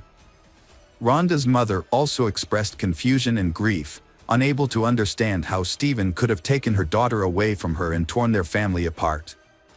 Stephen insisted that he did not force Rhonda, but accepted the deal because the time limit for regaining custody of his daughter was about to expire. He said that he was willing to take responsibility for his actions for the sake of his daughter. However, Rhonda's family and friends still did not believe Stephen's explanation. In a 2018 interview, Stephen made a shocking statement about Rhonda's fate. According to Stephen, on the day of Rhonda's accident, when he walked down the Eagle Creek Trail and found her, Rhonda was still alive. The interviewer then asked Stephen if he had put Rhonda out of pain that day. Stephen responded by presenting a hypothetical scenario of mercy killing. He argued that such an act could be considered justifiable homicide, although it would still be murder. Although Stephen did not directly admit to harming Rhonda, his comments implied that he was involved in her death. In 2017, Rhonda's mother filed for Social Security benefits for her niece, Rhonda's daughter, Ava. She claimed that her niece lived with her and promised to use the benefits to care for the baby. However, the state alleges that from April 2010 to December 2014, the time Rhonda's mother claimed her niece lived with her, the child actually lived with her biological father, Stephen. Rhonda's mother is accused of stealing nearly $40,000 from the government over a 5-year period. Her defense attorney argued that her actions were motivated by a desire to prevent Stephen from gaining custody of Rhonda's daughter and from benefiting from Rhonda's $1 million life insurance policy. According to the attorney, Rhonda's mother's goal was to protect her granddaughter from being taken advantage of. They also pointed out that she had a history of depression, which became worse after her daughter died. To cope with the pain, she used marijuana as a way to self-medicate. The defense argued that her use of the drug impaired her judgment and thinking. The judge sentenced Rhonda's mother, 53, to 1 month in prison and 3 years of probation after she pleaded guilty to welfare fraud. In addition to the sentence, she was ordered to repay $39,100 in stolen benefits. Rhonda and Stephen's daughter was placed in foster care in October 2015 after the Department of Human Services stripped them of parental rights. The decision came after Stephen pleaded guilty to sexually abusing a 13-year-old girl. The Oregon court eventually stripped him of his parental rights. However, Stephen has appealed the decision. Hi everyone, thanks for returning. Let's unravel another perplexing mystery. The case of Alexandria Koschel. Alexandria Koschel. Born on September 11, 1997 in St. Louis, Missouri, Alexandria, commonly known as Ally, is the adorable daughter of Cindy and Keith and has an older brother named Andrew. Alexandria has a friendly and approachable personality. From a young age, Alexandria's bright smile and warm personality attracted people. As she grew up, Alexandria's positive energy spread a positive life to those around her. She spends time with her friends, classmates, and family members. Alexandria's ability to connect with people from all walks of life is truly remarkable. Alexandria is a charming and compassionate person who always helps those in need. She attended Lindbergh High School, where she developed her passion for athletics. During high school, Alexandria met her best friend, Maddie Norris, and they formed a close bond and friendship that grew into a deep and trusting sisterly bond. Alexandria and Maddie shared a passion for exploring life and trying new experiences. Together, they faced challenges, laughed, and made lasting memories. During their time together, they enjoyed afternoons spent watching movies. One of their favorite movies was Legally Blonde.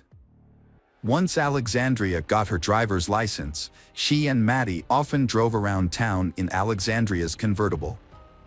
As their senior year approached, Alexandria still had no date for the upcoming prom. Although a few guys had asked her out, she had never had a serious relationship or boyfriend. Feeling frustrated, she considered skipping the event. However, Maddie asked to be Alexandria's dance partner at the prom. Alexandria was deeply moved, and so Alexandria wore a beautiful red dress to the prom. After graduating from high school, Alexandria made her dream of attending the University of Mississippi in Oxford, Mississippi come true. She was drawn to the University of Mississippi, also known as Ole Miss, because of its large student body. An avid sports fan, she was especially impressed by the school's renowned football program. In 2006, Alexandria began her freshman year at Ole Miss, where she majored in marketing and business. While at Ole Miss, Alexandria joined a sorority and became one of its founding members. She is also president of the Ole Miss Golf Club. Alexandria, with a strong passion for sunsets, she took to taking pictures to capture their beauty, with the aim of sharing this beauty with the world. Alexandria created an Instagram account to showcase her beautiful sunset photos.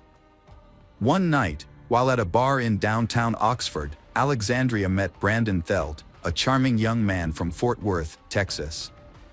She was immediately attracted to him and invited him to several sorority dances. Over time, Alexandria's feelings for Brandon grew. Born into a loving Christian family, Brandon had a fulfilling childhood, with his father being a prominent doctor in Fort Worth. Growing up, Brandon had a classic Texas childhood filled with activities like hunting, fishing, and soccer. Alexandria's love of the outdoors made him eager to participate in a variety of outdoor activities. During school breaks, Alexandria's best friend Maddie from St. Louis visited Alexandria in Oxford, Mississippi. According to Alexandria, Maddie was excited to see Brandon. However, during Maddie's time there, Brandon did not come to visit and see Alexandria's deceased best friend. This left her heartbroken. Maddie witnessed Alexandria's sadness and felt sorry for her friend.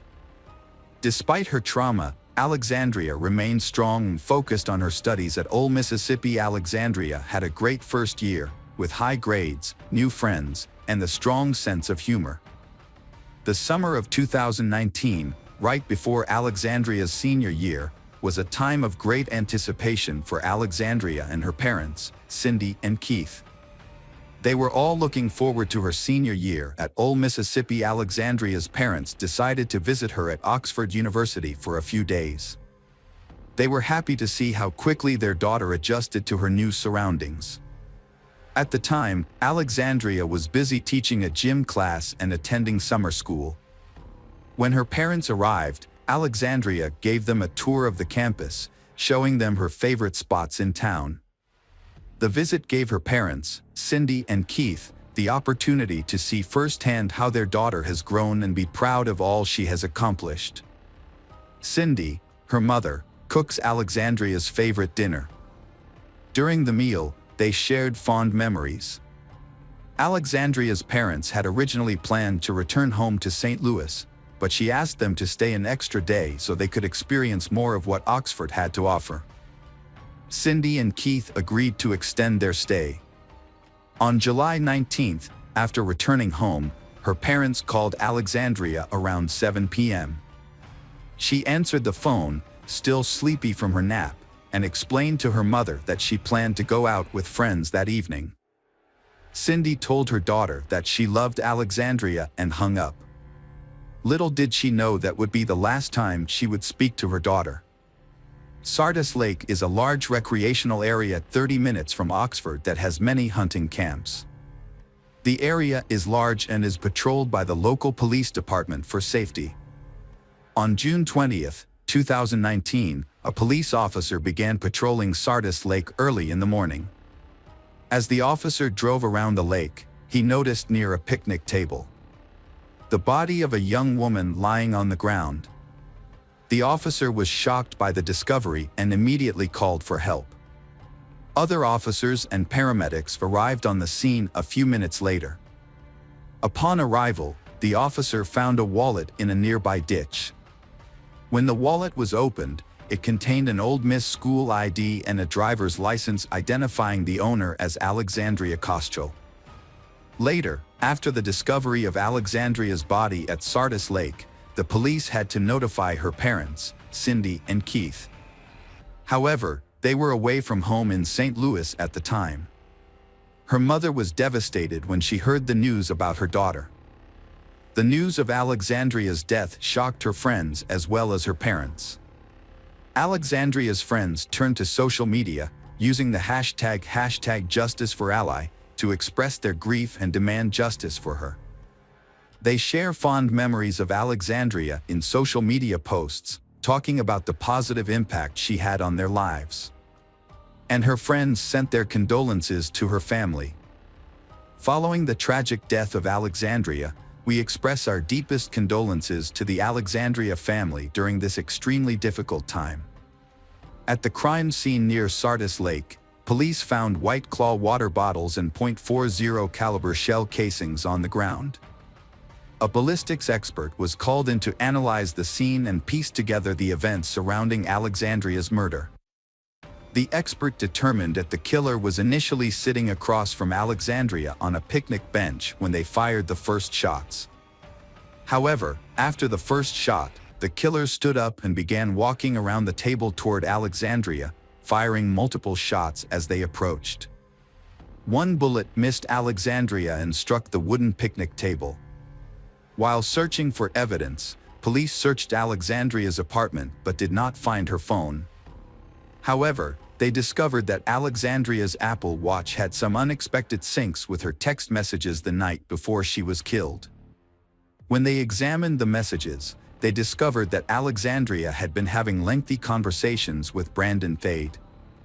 The messages revealed that Alexandria and Brandon had planned to meet before she was killed. Police investigating Alexandria's murder contacted Brandon on Sunday morning to ask to meet at the police station. However, Brandon declined the invitation that day but agreed to meet the next day at 8:30 a.m. Monday.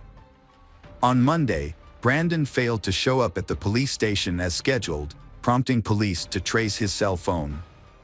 Cell phone data showed that Brandon was traveling south on Interstate 55 toward Memphis, leading police to suspect that he was trying to flee.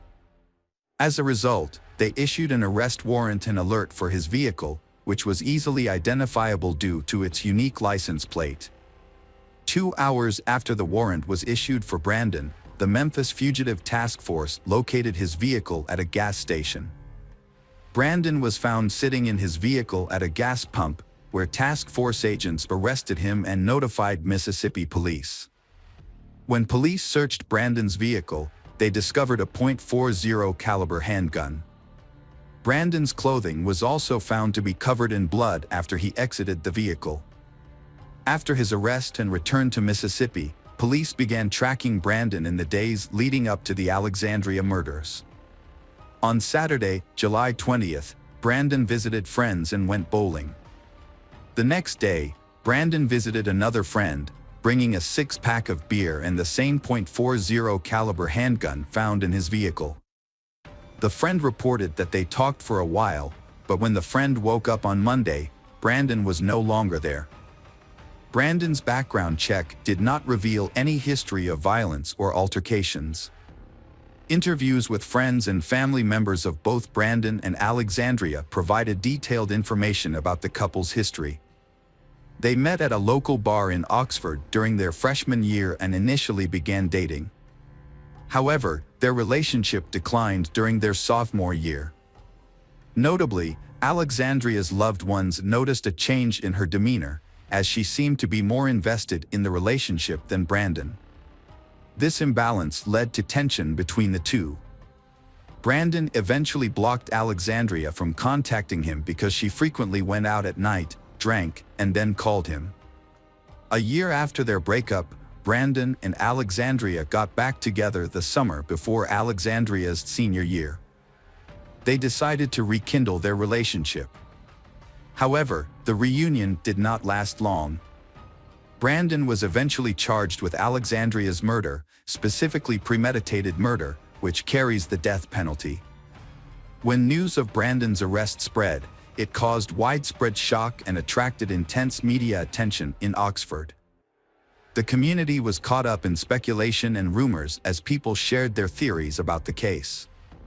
Reporters descended on the town, seeking interviews with people close to Alexandria and Brandon. In September 2019, Brandon pleaded not guilty to murder. As police continued to gather evidence, they reviewed text messages exchanged between Brandon and Alexandria before her murder.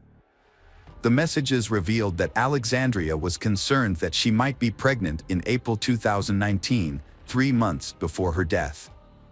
On April 14, Alexandria sent Brandon a photo of a home pregnancy test result. He made it clear that they would not keep the baby and suggested that they could buy abortion pills. Alexandria, however, did not want an abortion, and she thought that she would meet someone who would love her and her child. Despite this, Brandon was adamantly against having a child, telling Alexandria that it would ruin his life. Police also discovered surveillance footage that showed Alexandria leaving a bar in Oxford Square at around 11:45 p.m. on July 18. About an hour later, at 1:30 a.m., Alexandria met Brandon and he drove them to Sardis Lake. Brandon's defense attorney claimed that he and Alexandria had been drinking throughout the day. At Sardis Lake, they sat at a picnic table and listened to music. Brandon then got up and walked to his truck, where he used drugs. He walked back to Alexandria, returned to his truck, and retrieved a .40 caliber gun. By the time Brandon retrieved his gun, there had been a shooting on the other side of the lake. After the incident, Brandon and Alexandria continued to talk, but the situation became heated, and Brandon shot her. According to the defense, Brandon's actions were influenced by the combined effects of drugs and alcohol. The police and Alexandria's family saw the incident from a different perspective. They believed that Brandon killed Alexandria because he suspected she was pregnant, which he believed would ruin his life. To them, the murder appeared premeditated. Brandon agreed to a plea deal with state police on August 27, 2021, avoiding the death penalty. Under the deal, Brandon admitted to first-degree murder and received a life sentence without parole. Alexandria's loved ones attended the hearing. Brandon addressed Alexandria's family after the sentencing, expressing remorse for his actions and asking for their forgiveness. He acknowledged the great pain he had caused and hoped they could find forgiveness in their hearts. Although Alexandria's autopsy report showed that she was not pregnant at the time of her death, her mother, Cindy, believes that Alexandria was pregnant and lost the baby. Welcome back, mystery lovers. Today's case is going to keep you on the edge of your seat. The case of Dalia DiPolito. On a warm afternoon in Bond Beach, Florida, a man named Mohammed came to the police station to Welcome back, mystery lovers. Today's case is going to keep you on the edge of your seat. The case of Dalia DiPolito. On a warm afternoon in Bond Beach, Florida, a man named Mohammed came to the police station to report a disturbing incident. He said that a woman named Delilah had approached him and offered to hire him to kill someone. Although Mohammed did not provide Delilah's last name, the Bond Beach police considered the information credible and began an investigation. They had to establish Delilah's full identity and find the husband she wanted to kill. With this limited information, detectives began an investigation to clarify the case and prevent a possible murder. To gather more information, the detectives decided to use the witness Mohammed to arrange a meeting with Dalia. They chose the mobile gas station as the meeting location because, according to Mohammed, Delilah lived nearby. At the gas station, the detectives arranged several cars to monitor the meeting. Before Delilah arrived, they instructed Mohammed on what to say. They also attached a small recorder to Mohammed so they could listen in on his conversation with her. While monitoring the mobile gas station, the detectives unexpectedly witnessed a meeting between Mohammed and Delilah. Delilah's appearance made a strong impression on the detectives, as she did not resemble the usual image of someone who wanted to hire someone to kill her husband. Instead, Delilah wore a skirt and a tank top, looking very attractive. After the conversation, Delilah got into the car with Mohammed. At this point, Mohammed expressed his surprise, unable to believe that a woman like Delilah would lure him into a murder for hire. Mohammed asked Delilah if it was worth killing her husband. Delilah said yes, because she could not get a divorce. She was afraid that her husband would come after her if she tried to end the marriage. Delilah revealed her plan. After her husband was killed, she would go somewhere else, like Boca Raton, to create an alibi. Mohammed asked if anyone would suspect Delilah after her husband's death. She replied that no one would suspect her. The detectives were listening to a conversation between Mohammed and a woman. They were shocked to hear the woman calmly discussing hiring a hitman to kill her husband. This made the detectives shiver. As the conversation continued, Mohammed made specific moves on the woman. She showed Mohammed pictures of her husband so he could identify the target. The detectives were shocked by Delilah's nonchalance about the consequences of her actions. She spoke so calmly that it sounded like she was discussing a normal business transaction, not planning a murder. However, detectives realized that they needed to gather more evidence to strengthen the case. She suggested to Mohammed that she would withdraw $1,000 in cash and pay him later. After concluding the conversation about hiring a hitman to kill her husband, she got back in her car and left the mobile gas station. Detectives followed her home to determine where she lived. Records showed that the address belonged to someone else named Dippolito, and police concluded that she had used a false name to hire a hitman to kill her husband, not Delilah as they had previously thought. Detectives ran a background check on the car Dahlia used to go to the gas station to meet Mohammed. They found that the car's registration was held by Mike Dippolito, Dahlia's husband. To their friends, Mike and Dahlia appeared to be a happy couple in love. They met when Mike was feeling bored and looking for a way to entertain himself. He surfed the internet and found a website that offered escort services.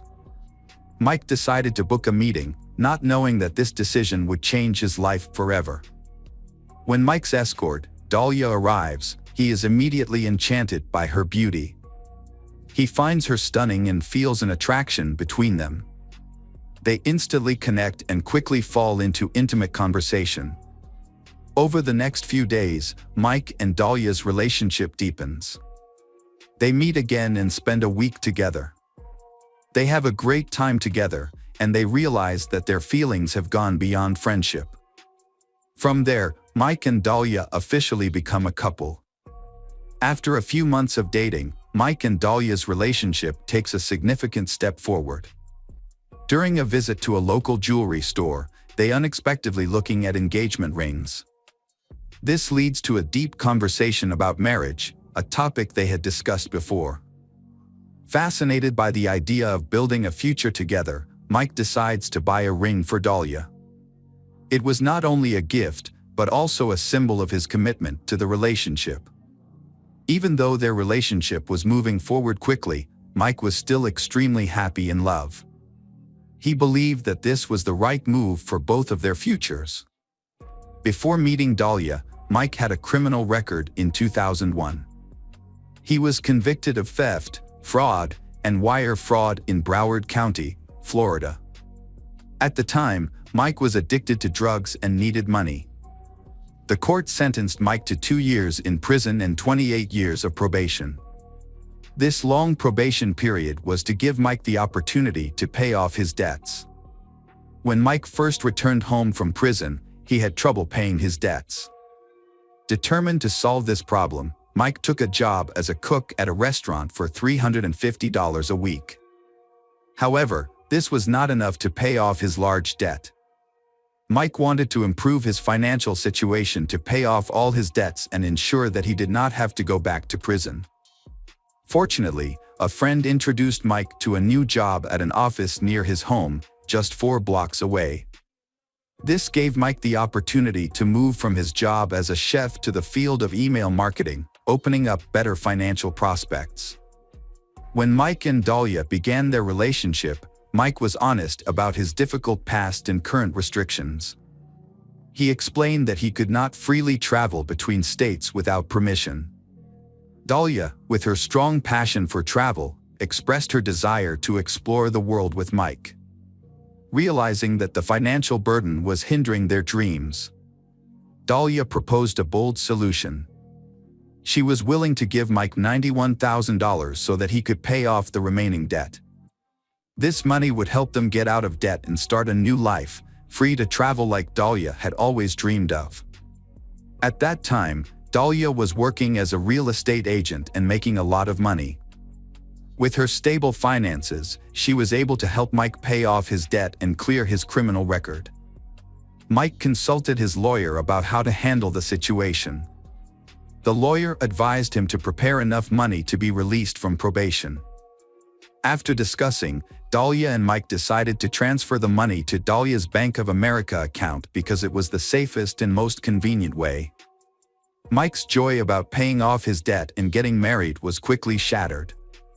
One day, he received a text message from Dahlia informing him that she had transferred the money to his lawyer. Mike contacted the lawyer to confirm, but was surprised to be informed that they had not received any money from Dahlia. 2 days after the transaction, the lawyer still has not received the money. Mike contacts Dahlia, asking her for information about the money transfer and a receipt for verification. However, Dahlia suspects that the lawyer has misappropriated the money. She tells Mike that she will try to get the money back. Meanwhile, Mike hopes that they can resolve this misunderstanding smoothly. On the other hand, the Boone Beach Police Department enlists the help of Sergeant Whitey Jean, an undercover police officer. When he meets with the detective in charge of the case, Sergeant Jean is informed that Dahlia is trying to hire a hitman to kill her husband. The detective tells him that Dahlia is waiting for a call from the hitman and asks Sergeant Jean to pose as the hitman to arrange a meeting with Dahlia. Sergeant Whitey Jean agrees to participate in the investigation by posing as a hitman. In this role, he contacts Dahlia and asks her to pay $3,000 up front and the keys to her house. The request for the keys was part of a plan to make Dahlia believe that the murder would occur at her home. However, Dahlia felt uncomfortable with the request. She contacted Muhammad, who had introduced her to the hitman, to express her concerns.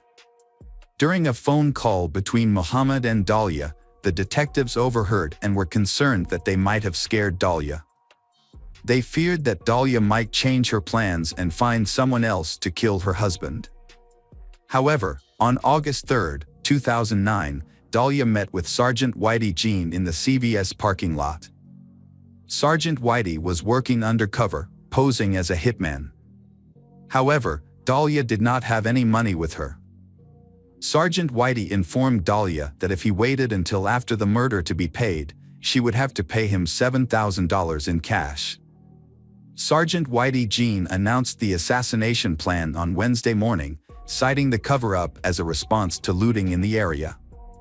He revealed to Dahlia that he would stage a fake break-in to give the act the appearance of legitimacy. Whitey Jean made it clear that he intended to pretend to break into the house, then shoot Mike twice in the head. Sergeant Whitey Jean informed Dahlia that he would wait a few days before contacting her again after the murder of her husband. He explained that the police would be watching her closely after such a serious crime. Sergeant Whitey Jean emphasized that this wait was necessary to avoid suspicion and to keep the case secret. During the conversation, he also gave Dahlia the opportunity to back out of the hit-for-hire plan. But Dahlia asserted that she was absolutely certain and determined to carry out the plan to kill her husband, Mike. She revealed to Sergeant Whitey Jean that Mike walked his dog at a fixed time every morning and left the house unlocked when he left. This information was key to the plan to kill Mike. Dahlia also said she would be at the gym at the time of the attack, ensuring that she would not be home when Sergeant Whitey arrived to carry out the plan. Sergeant Whitey Jean asked Dahlia to be at the gym by 6 a.m. He announced that he would be at Dahlia's house at 6:30 a.m. After finishing his conversation with Dahlia, Sergeant Whitey Jean was shocked by her cruelty.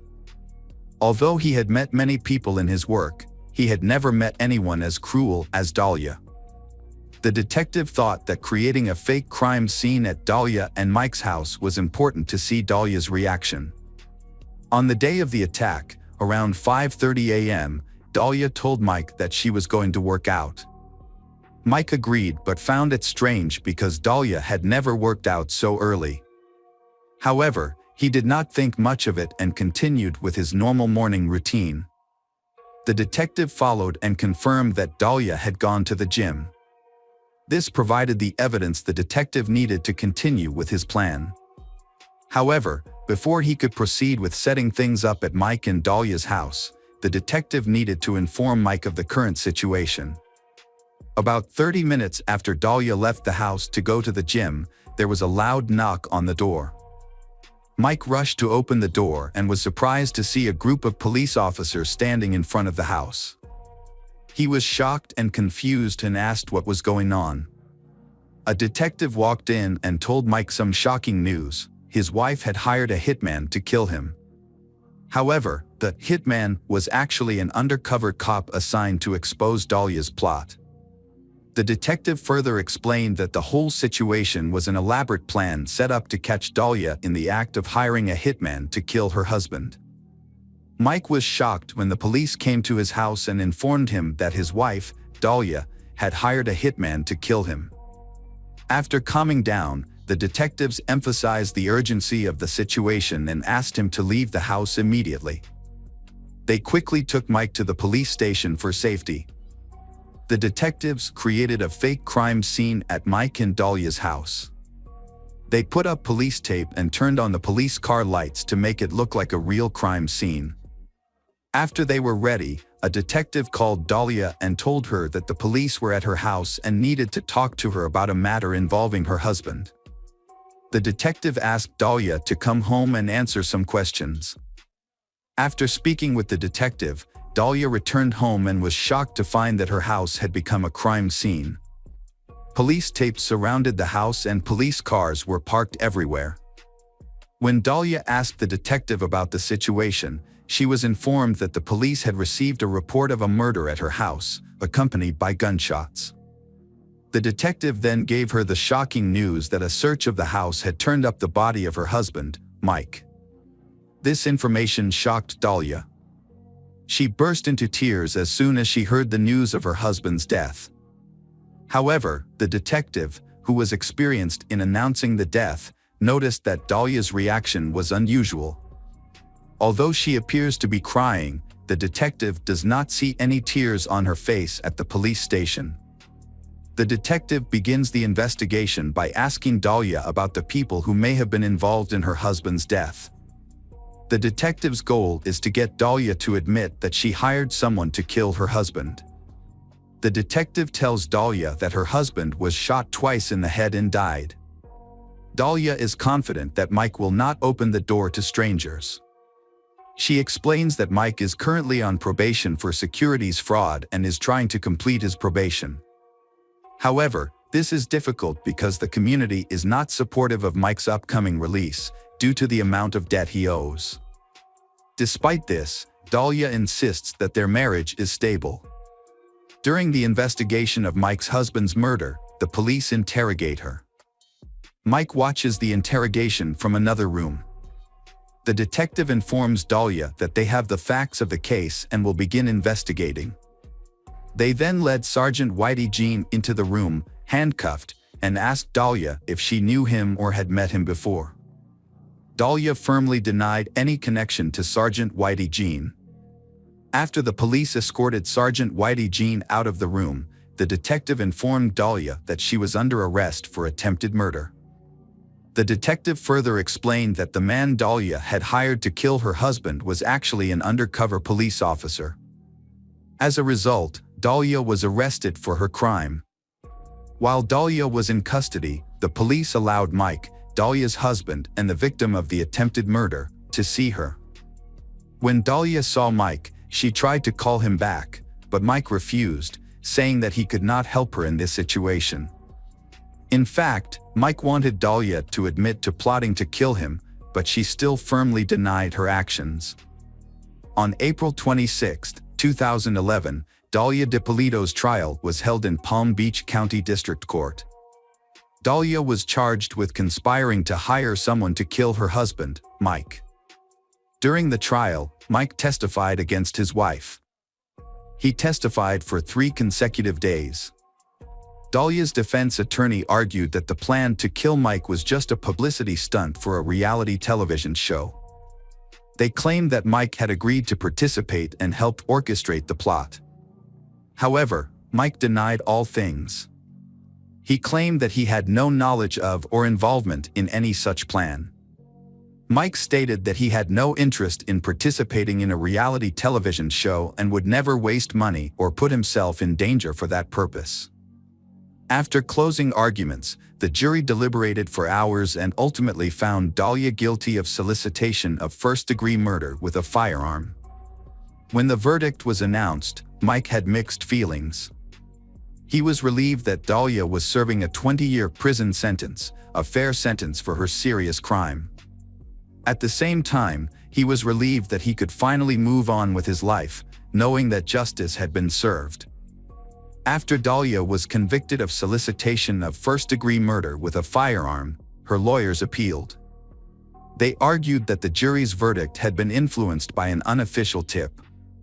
Specifically, a juror had commented that Dahlia had tried to poison Mike's Starbucks drink. However, this information was never introduced into evidence at trial. By law, juries are only allowed to evaluate evidence that is formally presented in court. As a result, the Court of Appeals overturned Dahlia's conviction and decided that she was entitled to a new trial. Mike was surprised to learn that there would be a second trial for Dahlia, even though she had been convicted of conspiring to kill him. In December 2016, the state held a second trial, believing that they had enough evidence to prove that Dahlia had incited her husband to kill her. However, the outcome was not as expected when the jury could not reach a consensus. Ultimately, the judge decided to hold a new trial. Dahlia faced a third trial in June 2017. After the trial, it took the jury just 90 minutes to reach a final verdict. They found Dahlia guilty and sentenced her to 16 years in prison. In September 2019, Dahlia Dito asked the Florida Supreme Court to review her 2017 conviction. However, the court denied the request without comment. After Dahlia was convicted, her defense team attempted to take the case to the U.S. Supreme Court for review. However, in February 2020, the court declined to take it. Despite this, Dahlia DiPolito's attorneys told the press that they were undeterred and were still determined to overturn the conviction. They revealed plans to petition a federal judge for a third review of Dahlia's trial on constitutional grounds. The attorney said this was Dahlia's last chance to secure a new trial. Despite serving her sentence, Dahlia was respected in prison for her strong faith. She organized a Bible study group in prison, which was praised by her fellow inmates. Before going to prison, Dahlia had a young son who visited her regularly. The boy is now living with his grandmother until Dahlia completes her sentence. According to her lawyer, the separation has been heartbreaking for Dahlia because she misses her son very much. Welcome back, detectives. Let's dive into another horrible case. The case of Karina Vetrano. On Tuesday, August 2, 2016, Karina Vetrano met her father, Philip, after work. They had planned to spend time together as family gatherings had become increasingly rare due to everyone's busy schedules. Karina was juggling 2 jobs at the time. Philip picked her up and took her to his home, where they shared stories about their week. As Karina prepared to head home, she invited her father to join her for a jog, an activity they often did together. However, Philip declined, explaining that his back was hurting badly and he thought he might need a new prescription or that the change in weather was affecting him. He offered to call a cab for her instead. Karina turned down the offer because she was focused on training for an upcoming marathon and thought jogging would be helpful. Unbeknownst to her parents, this would be the last time they saw their daughter. At 5:45 p.m., she left her father's house to go for a jog. Starting at Spring Creek Park, a peaceful oasis surrounded by greenery in the heart of the city. Large parts of the park are inaccessible due to dense bush and swamps, so Karina's father, Philip, advised her to run her usual route to avoid strangers and unexplored paths. However, Karina's desire for solitude led her to disregard her father's advice. She wandered into a deserted, grassy area. Karina's tranquil moment was short-lived. A severe pain struck the back of her head, and she collapsed. This careless decision proved fatal for she. 2 hours had passed since they bid farewell to their youngest daughter, and she was nowhere to be found. The Philip household became enveloped in anxiety and uncertainty. She should have returned home by now or at least responded to her parents' calls, as she had promised to carry her cell phone with her. Karina's father sensed something was wrong and decided to seek help from his neighbor, who happened to be the chief of the New York City Police Department. Since they had a good relationship, the chief knew Philip wouldn't contact him without a valid concern. After that, Karina was reported missing, and police launched a search for her, focusing on the park area and surrounding streets. Experienced K-9 units were brought in to aid in the search.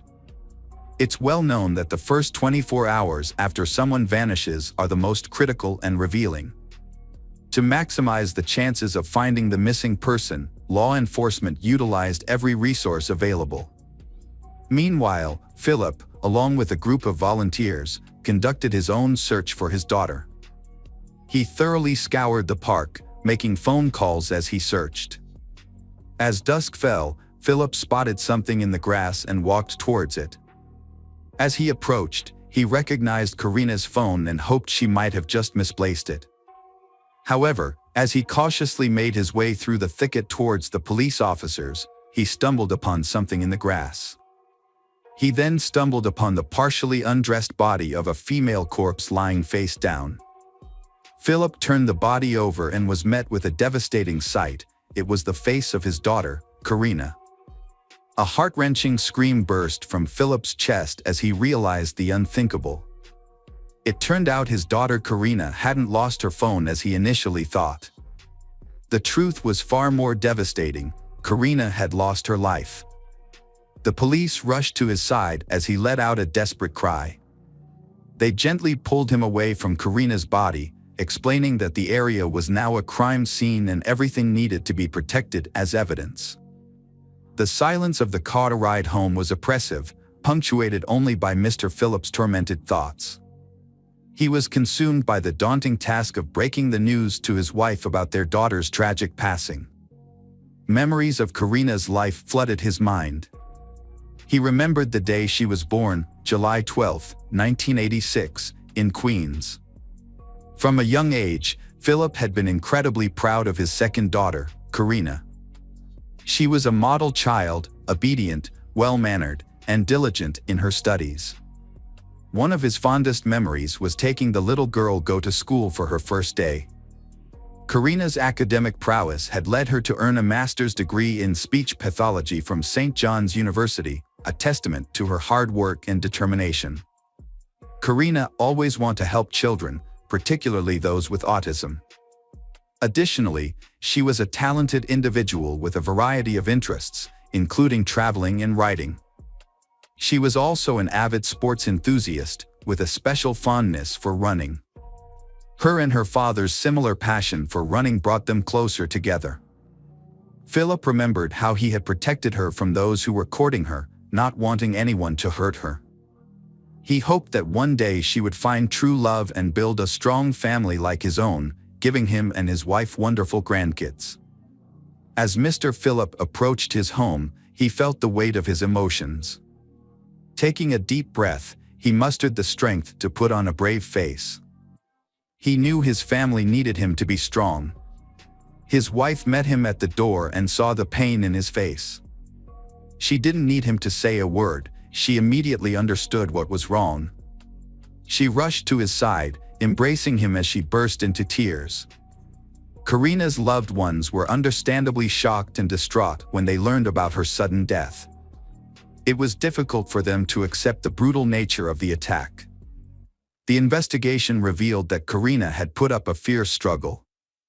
Her clenched fists were proof that she had resisted her attacker until the very end. Injuries such bruises and abrasions were found on her body, and her athletic clothes were torn. The autopsy revealed that Karina's death was ultimately caused by asphyxiation. However, her skull had also suffered blunt force trauma, likely from being hit with a stone. A visible mark on her neck further confirmed the violent nature of the attack. The forensic examination supported the police's initial suspicions, indicating that the crime was both deeply personal and extremely brutal. Further evidence of the struggle was found under Karina's fingernails. Dirt and grass were found embedded under her nails, indicating she attempted to pull away from her attacker. Specialists also examined her mouth, discovering that several of her teeth were cracked and knocked out, indicating that she had bitten down in self-defense. Karina's neck showed multiple scratches, evidence of the intense struggle she went through. Her attacker's grip had been unrelenting, prompting Karina to grab at her attacker with all her might in an attempt to force them to let go. Karina's strong will to survive was evident in her fierce resistance, and she fought valiantly for her life. Following her tragic death, another disturbing discovery found in Howard Beach, Massachusetts, where Karina lived. A second jogger's body was found in a secluded area with dense foliage, causing concern that a serial offender may be at large. To investigate these similarities, geneticists compared DNA samples collected from both crime scenes. DNA samples were discovered on both victims. However, the DNA analysis yielded an unexpected result. The samples did not match, indicating they belonged to different suspects. Notably, one DNA sample was found under Karina's fingernails, on her back, and on her phone. Despite the small amount, investigators were able to successfully analyze the evidence. The DNA found at the crime scene was the only lead in the investigation, providing a way to identify the killer. Given that most murders are committed by someone known to the victim, the police couldn't rule out any possibilities. To explore this, Karina's father submitted his DNA for testing, as he was the first person to discover her body. Unfortunately, the testing was done on the same day as Karina's funeral. Karina's other relatives also underwent DNA testing, but no matches were found. Investigators then conducted interviews with Karina's relatives and friends to determine if she had any enemies. However, everyone they spoke to seemed to respect and love her. As a result, the investigators came up with a new theory. The crime was likely committed by someone who targeted Karina because of her physical appearance and was driven by impulsive desires. Feeling stuck, authorities turned to the public for assistance, offering a $10,000 reward for any information that could lead to the killer's capture. The public responded in large numbers, with over 250 leads, 600 genetic tests, and more than 1,700 reports being compiled. However, despite the extensive effort, the investigation remained unresolved. One major challenge was the possibility that the perpetrator had no prior record of crime, making it even more difficult to identify and catch them. On August 31, 2016, a utility worker reported seeing a suspicious person near the scene of Karina's death. He told police that he saw a man emerge from the bushes in a restricted area of the park and run north. The New York Police Department created a sketch of the suspect based on his description. However, by December 2016, they acknowledged that this individual may have been an innocent bystander. The release of the sketch did not yield any new leads, and the investigation came to a standstill. The Federal Bureau of Investigation joined the case on December 4, 2016. According to the FBI, the perpetrator was likely familiar with the area, especially the park where the crime occurred. This suggested that the attacker may have lived nearby, which is why they thought it was an ideal location to commit the crime without being detected. As a result, the police were cautious not to show their emergence in the area, knowing the perpetrator might be avoiding them to avoid capture. To follow up on the investigation, the police also conducted screenings of local African American men who fit the suspect's description. However, this effort did not lead to any breakthroughs in the case.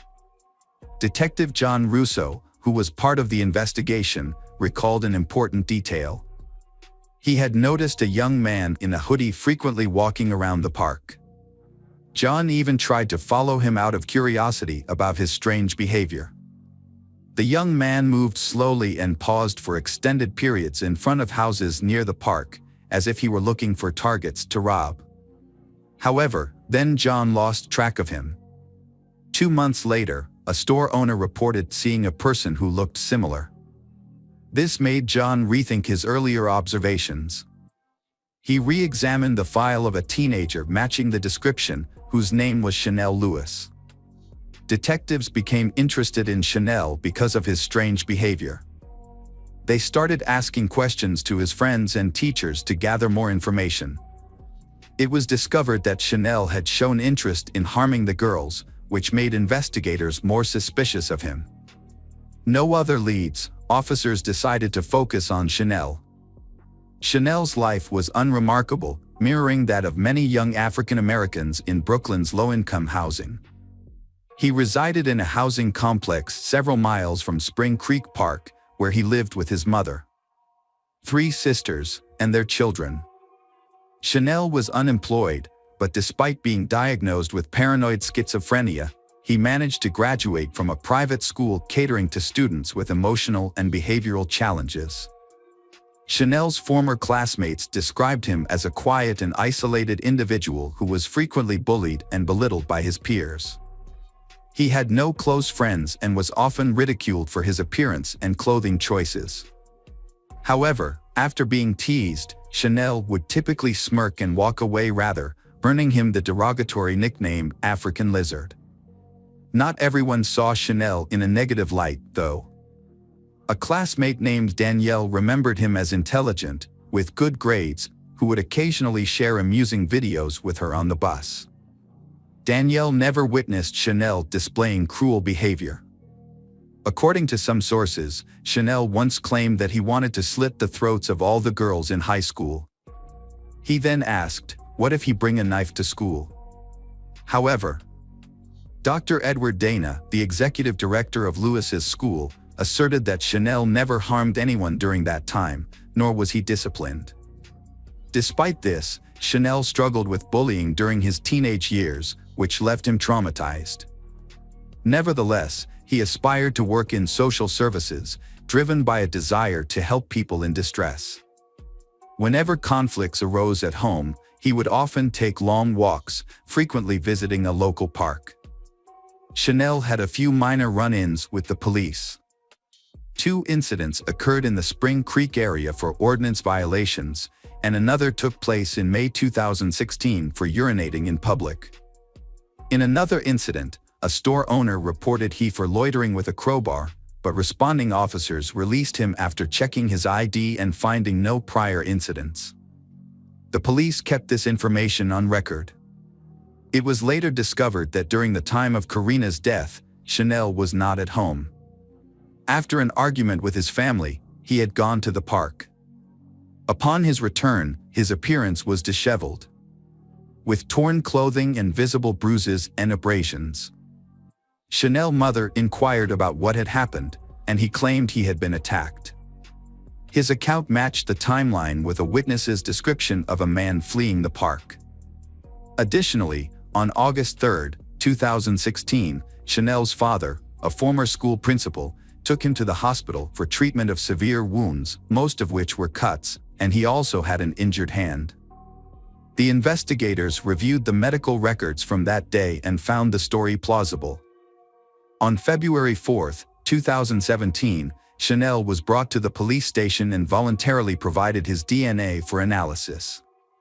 Would a perpetrator willingly do this? Detectives wondered. The interrogation began on the morning of February 5. He admitted that he was indeed in the park around 5 p.m. on August 2, 2016, but clarified he was walking on dirt paths, not through the thickets, and listening to music. He confessed to encountering a young woman jogging with her phone in her hand.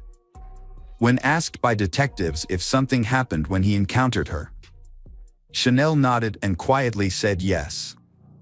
Chanel's vague answers to investigators left everyone confused. He eventually said he was angry and that what happened happened. Investigators were skeptical of this confession, as it could raise questions for the jury at trial.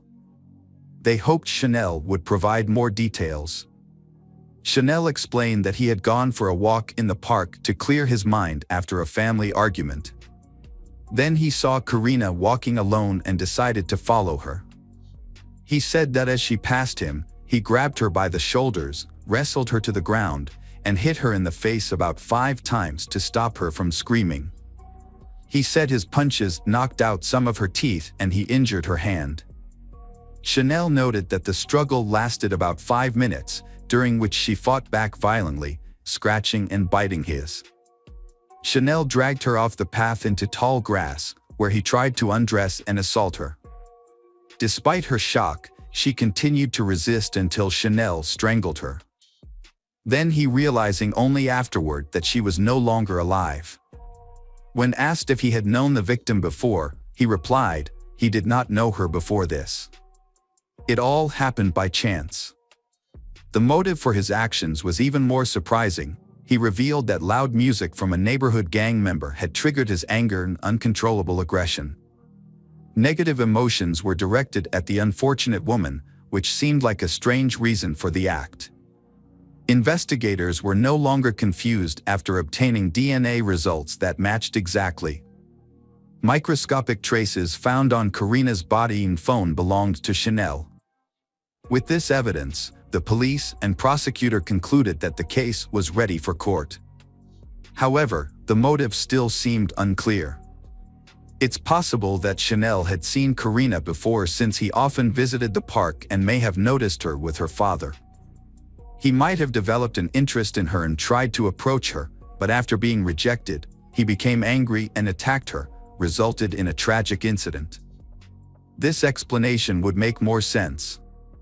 The trial against Chanel Lewis began on November 5, 2018. Despite his previous statements to the authorities, he pleaded not guilty, a claim supported by his family, who denied his involvement in the crime. The prosecution charged Chanel with murder and sexual assault, with potential penalties ranging from 25 years or life in prison. The debate about Chanel's guilt played out not only in the courtroom but also in the media. Chanel's defense team questioned whether the police followed proper procedures during his arrest, along with various news outlets alleging racial bias and discrimination. However, the judge dismissed these claims as unfounded, stating that the investigation followed legal procedures. The prosecution provided solid evidence and DNA analysis results. In contrast, the defense argued that the evidence was inadequate and compromised due to the high number of people present at the crime scene, including the victim's father, who found her body. Forensic biologist Linda Rosano noted that the likelihood of the DNA matching someone other than Chanel was 1 in 6 trillion. The prosecutor also presented his phone records, which showed internet searches related to second chances and forgiveness in Catholicism, raising the question of what sin Chanel was trying to make amends for. Additionally, the release of Chanel's confession video led to more controversy, because his lawyer asserted that he confessed under great pressure from the police. They alleged that police may have fabricated evidence by starting the recording only after Chanel was coerced and that the search of his home did not follow proper procedures. The defense argued that the investigation into Karina Vetrano's death was mishandled at the start. As public pressure for the suspect's arrest grew, Chanel Lewis became the scapegoat. The jury took the defense's arguments seriously but still had difficulty reaching a verdict. This led the judge to declare a mistrial on November 21, 2018. A retrial was initially set for January 22, 2019, but was later rescheduled for March. After 5 hours of reconsideration, Chanel Lewis was found guilty of Karina Vetrano's murder and sentenced to life without parole on July 23, 2019. Hello, crime enthusiasts, are you ready for another chilling investigation? The case of Rob Andrew. Brenda Evers was born on December 16, 1963, in Enid, Oklahoma. Her parents were Christians. The family often gathered around the dinner table, prayed together, and participated in church activities. Brenda grew up to be a quiet and calm girl. She did well in school and spent a lot of time at church helping others. While many of her friends were dating, Brenda patiently waited for her ideal partner. While in high school, she cheered for the school's soccer team. Brenda was a moral and humble young woman, just like her mother. She loved to dance but did not go to parties often. Brenda's goal was to be a devoted wife and mother, devoting herself to her family after marriage. At the age of 17, Brenda met Rob Andrew, her friend's older brother. Rob was older and in college. They quickly discovered that they had much in common. Although they were from different branches of Christianity, Brenda was Lutheran and Rob was Baptist. They both held conservative views, attended church regularly, and wanted to raise a large, happy family. Their friendship gradually blossomed into romance. Brenda then went to college in Winfield, Kansas. Despite being 125 miles apart, they tried to keep in touch regularly. To be closer to her lover, Brenda transferred to a college in Stillwater, Oklahoma, a year later. By the end of the summer of 1984, they married. Not long after, Rob received an attractive job offer in Houston, Texas. Although he was hesitant, Brenda convinced her husband to accept it. While Rob developed his career as an advertising executive, Brenda also completed her degree and found a job in the banking industry. Brenda loved the bustling life in the big city, with its tall buildings and vibrant nightclubs. Texas changed her a lot. She became more confident, started taking care of herself, dressed fashionably, wore makeup, and made many friends. However, Rob was not happy with these changes. He believed that a woman of faith should be more restrained. In addition, Rob began to feel homesick. So when he received an offer to return to the advertising agency in Oklahoma City, he happily agreed. Brenda did not support her husband's decision, leading to an argument between the two. In the end, they agreed that Rob would move to the new place first, and if everything went well, his wife would follow. After several months of living apart, the family reunited. In the early 1990s, Rob and his wife moved into a luxury home in Landsbrook. 9 months later, they had their first daughter, Tricity. Brenda quit her job to become a stay-at-home mom and raise the children.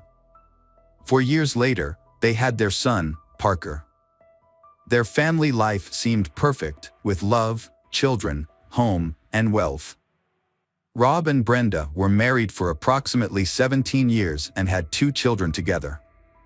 As a deeply religious couple, they raised their children with strong faith and moral values. They regularly attended church as a family and participated in charitable activities. From the outside, their marriage appeared happy and stable. However, in October 2001, their family life unexpectedly fell apart when Brenda left Rob and initiated divorce proceedings. After that, Rob stopped by their old home to pick up their children for the holidays as planned. That evening, Brenda met him at the door and asked him to fix a broken appliance in the garage. As Rob bent down to check, he heard footsteps behind him. As he turned around, he was shot and fell to the concrete floor. At around 6 p.m., emergency services received a call from Brenda. She reported that she was injured and her husband was dead. An ambulance was dispatched immediately. When paramedics arrived, they found a horrific scene in the garage. A man was lying in a pool of blood, dead from a gunshot wound. His wife, Brenda, had a less serious wound to her arm. Brenda's clothes were covered in blood, and she appeared to be in shock. Paramedics confirmed that she was indeed in shock. Brenda said that she had tried to give Rob first aid, but she thought he was dead. They noticed that the victim's hand was bandaged. After the incident, Brenda was taken to the hospital for treatment. Police began investigating the scene as soon as the ambulance left. They found a .22 caliber bullet in the wall and a shotgun shell casing, indicating that multiple weapons were used. Police also found the victim's wallet intact, ruling out the possibility of a robbery. To clarify the incident, they needed to interview Rob's ex-wife. At the hospital, Brenda explained the reason for her encounter with Rob. She said that while they were together, two masked and armed men broke into the garage. The attackers shouted something that Brenda could not hear. One shot Rob twice, and the other shot and wounded Brenda as she tried to run away. Both attackers then fled. Brenda did not know the identity or motive of the attackers. She believed that Rob was unlikely to have enemies because he was kind and helpful. Brenda admitted that she was scared, especially since there were children in the house at the time of the attack. However, Brenda's story was inconsistent. The police suspected that she was not telling the truth, especially when they saw that the children had not packed for the trip. Interviewing neighbors also did not yield any useful information. No one noticed anything unusual that night. To learn more about Brenda and Rob's personal lives, detectives decided to interview people they knew. It turns out that after the birth of their second child, the relationship between Andrew and Brenda became strained. Andrew often complained to friends and pastors that Brenda mistreated him and hated their marriage. In addition, a close family friend commented that the couple's feelings seemed abnormal. Brenda often expressed her feelings openly, even in front of strangers. Rob seemed to love Brenda too much, as he had forgiven her inappropriate behavior for a long time. Family friends all noticed that Brenda had changed significantly. From a normal housewife, she had become a woman with a more liberal lifestyle. These accusations were well-founded and were backed by clear evidence. Brenda seemed to be going through a midlife crisis. Her style of dress changed significantly. From a refined woman, she changed to wearing revealing clothes and wearing too much makeup. Not only that, Brenda also became secretive with her husband. She did not share where she went, who she met, or what she did.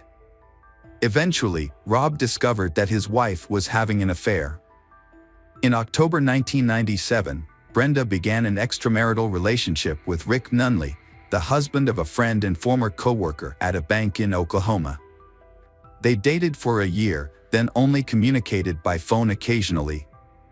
Brenda then began a relationship with James Higgins, a local store owner. At first, James Higgins was attracted to Brenda's style of dress and flirtatiousness.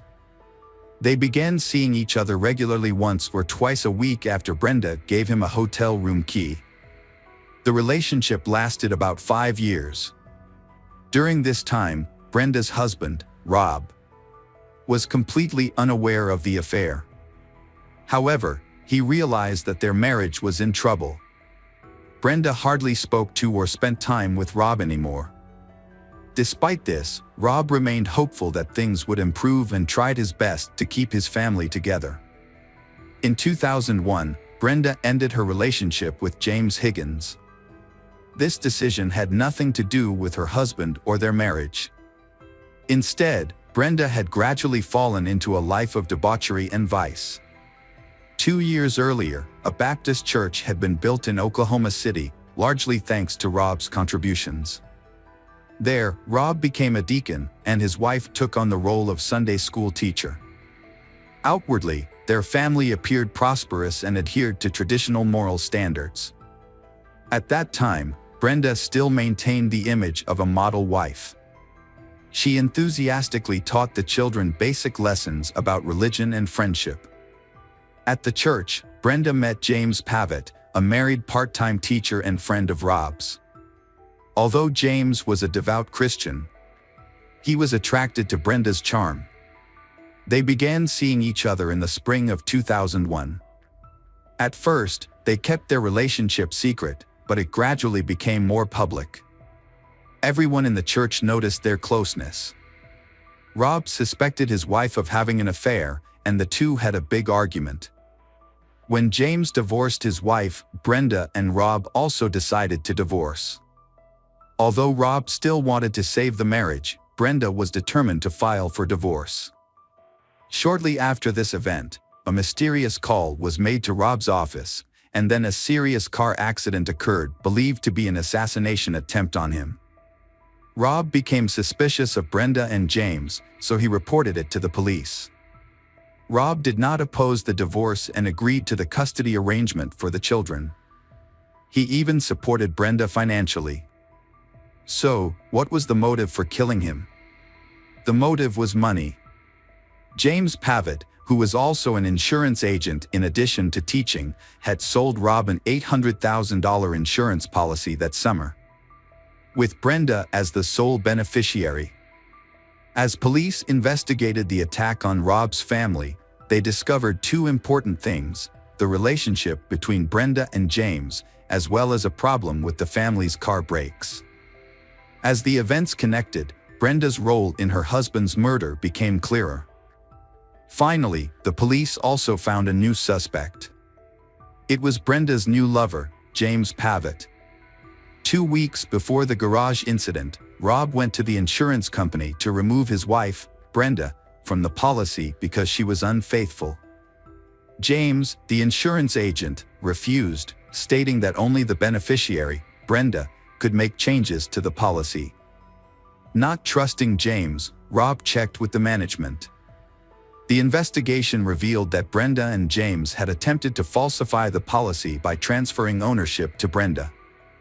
They had forged Rob's signature and backdated the changes. James's supervisor confirmed to Rob that he was still the owner of the policy and that only the insured could make changes to it.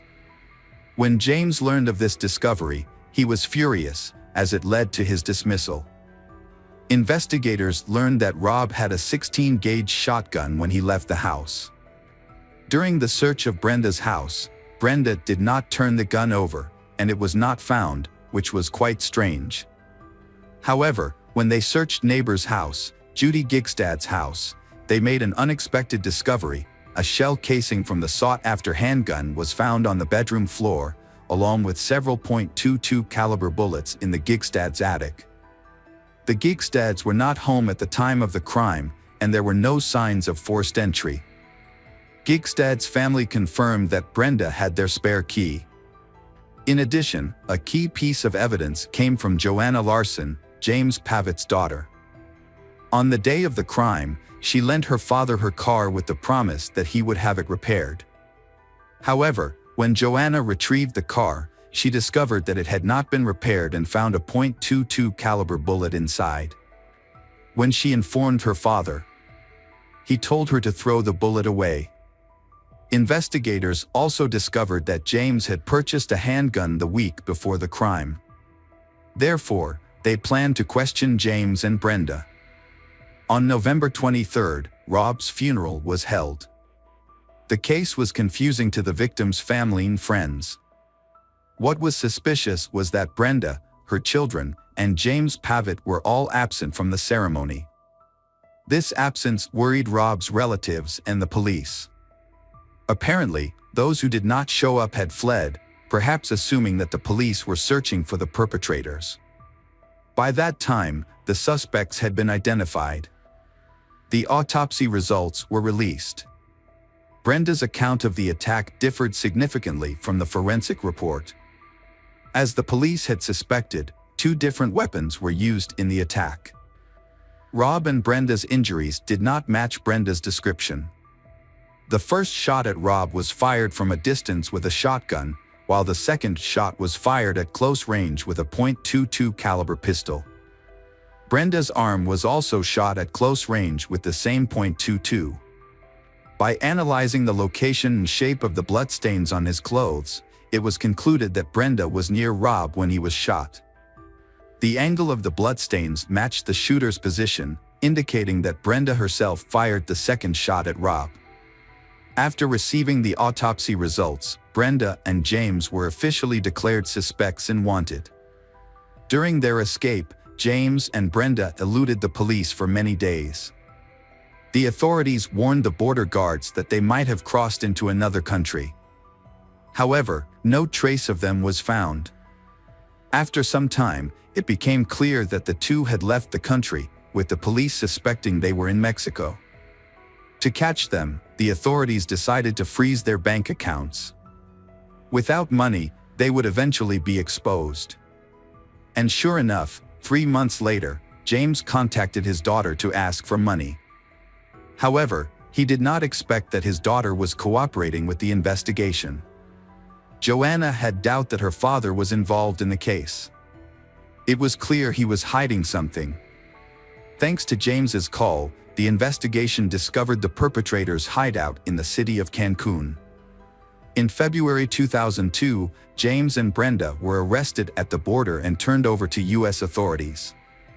They were charged with first-degree murder and conspiracy to commit a felony.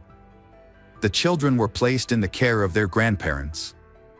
After their arrest, neither defendant cooperated with the investigation. They pleaded not guilty and spoke only when their attorneys were present. James was the first to appear in court. The prosecution built a thorough case. They presented information about James's past as an army sniper and his ability to use a gun. His illicit relationship and the plot to murder Rob were also mentioned. His daughter's testimony and physical evidence were presented. Ultimately, the jury found James guilty and sentenced him to death. Brenda's trial was different from James's. Instead of focusing on the details of the case, the prosecutors presented information about Brenda's character and personal life. They called her former lovers to testify, portraying her as unethical and untrustworthy. When questioned about her motive for killing her husband, Brenda claimed innocence and asked to be released if people truly believed her. However, the prosecutors countered by describing her as someone who did not love her husband and killed him for personal gain. To reinforce their argument, the prosecutors presented items from Brenda's suitcase when she fled to Mexico, including lingerie and sex manuals. They questioned whether a grieving widow would act like that. During the trial, the defense team tried to portray Brenda as a victim. They mentioned that she was injured in the attack, but forensic experts determined that she had inflicted the injuries on herself. The defense also produced a confession letter from James, but a handwriting expert confirmed that Brenda had forged the document. A shocking revelation from James's attorney was that Brenda would be the beneficiary of his insurance policy if he died. This suggested that Brenda may have plotted to kill James the same way she did Rob. Or perhaps she hoped to prove her innocence and frame James so that after he was executed, she would still receive the insurance money. After 6 hours of deliberation, the jury found Brenda guilty and sentenced her to death. Both Brenda and James are currently on death row. Brenda has appealed repeatedly but has been unsuccessful. The crimes of Brenda and James were extremely serious. It is worth noting that they claimed to be religious and taught morality to children, which makes the case even more horrifying. Those who preach morality but do not follow it themselves are hypocrites and cruel. Such people cannot be trusted because they do not truly understand and live by moral principles. Hello friends, welcome to our channel. Today we're going to take a look at another horrible case with you. The case of Ben Rennick. Ben Rennick was born in August 1987 in Missouri. He grew up in a rural area with his family, including his older brother Sam, with whom he was very close. In 1989, the Rennick family moved to a picturesque farm. There, the two brothers enjoyed the outdoors, and it was during this time that Ben developed a passion for snakes. In September 1992, a tragic incident occurred for the Rennick family.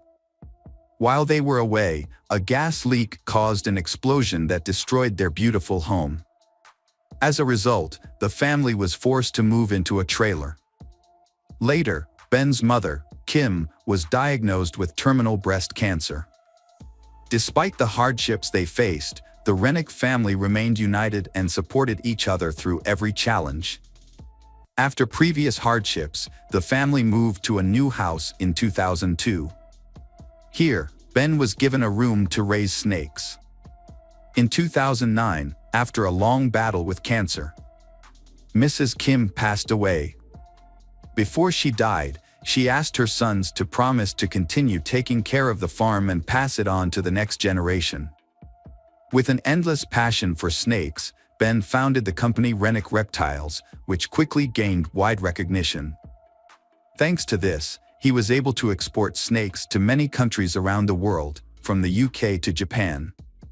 Snake breeding became his passion and purpose in life. He was known as an excellent breeder, dedicated to his work and more concerned with his love for snakes than profit. His reptile farm successfully bred and propagated many species of reptiles, from common species to some of the rarest in the world. The value of Ben's reptile collection was enormous. The snakes in his collection alone were estimated to be worth over $1 million. However, Ben felt lonely and wanted to have a family. In 2010, at a party, he met Lindley, and they quickly developed a relationship. Just a few weeks later, Ben introduced Lindley to his brother Sam and Sam's fiancé Eli. Both Eli and Lindley had children from previous relationships, which made it easy for them to connect and become friends. Lindley quickly integrated into the Rennick family and moved in with them. She helped Ben take care of the snake farm. They fell in love and lived like a real family, although they were not officially married. In March 2012, Lindley gave birth to a baby girl named Amelia. Ben was very happy to be a father. However, their happy family life once again encountered difficulties. Frank Rennick, Ben's father, faced serious business difficulties. Before that, he made several illegal stock trades to pay for Kim's medical and treatment expenses. The day before the FBI was scheduled to come to investigate the farm, Frank committed suicide. His death put an end to the investigation. Frank's sons once again faced the pain of losing a loved one. Ben inherited the house and farm, while Sam received a sum of money much larger than the value of the house. Although each had their own families, they lived together as one big family in their parents' house. Sam did not hesitate to use his inheritance to renovate the farm, demonstrating the bond and solidarity between the two brothers. Initially, the relationship between the two brothers was quite good. However, financial disagreements soon caused a rift. After their father passed away, Ben focused on his business and family. He decided to marry Lindley on April 14, 2014, officially making her a member of the Rennick family.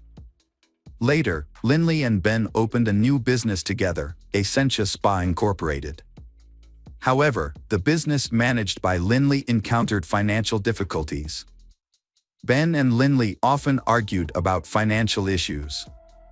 Although Lindley worked very hard, her income was still not enough to cover the salon's expenses. Meanwhile, Sam and his wife were also having financial difficulties. Ben allowed Sam and his wife to sell some of the furniture in their house to raise more money, but Lindley did not agree with this decision. This incident led to a conflict between the two families. causing serious damage to their relationship that could not be repaired.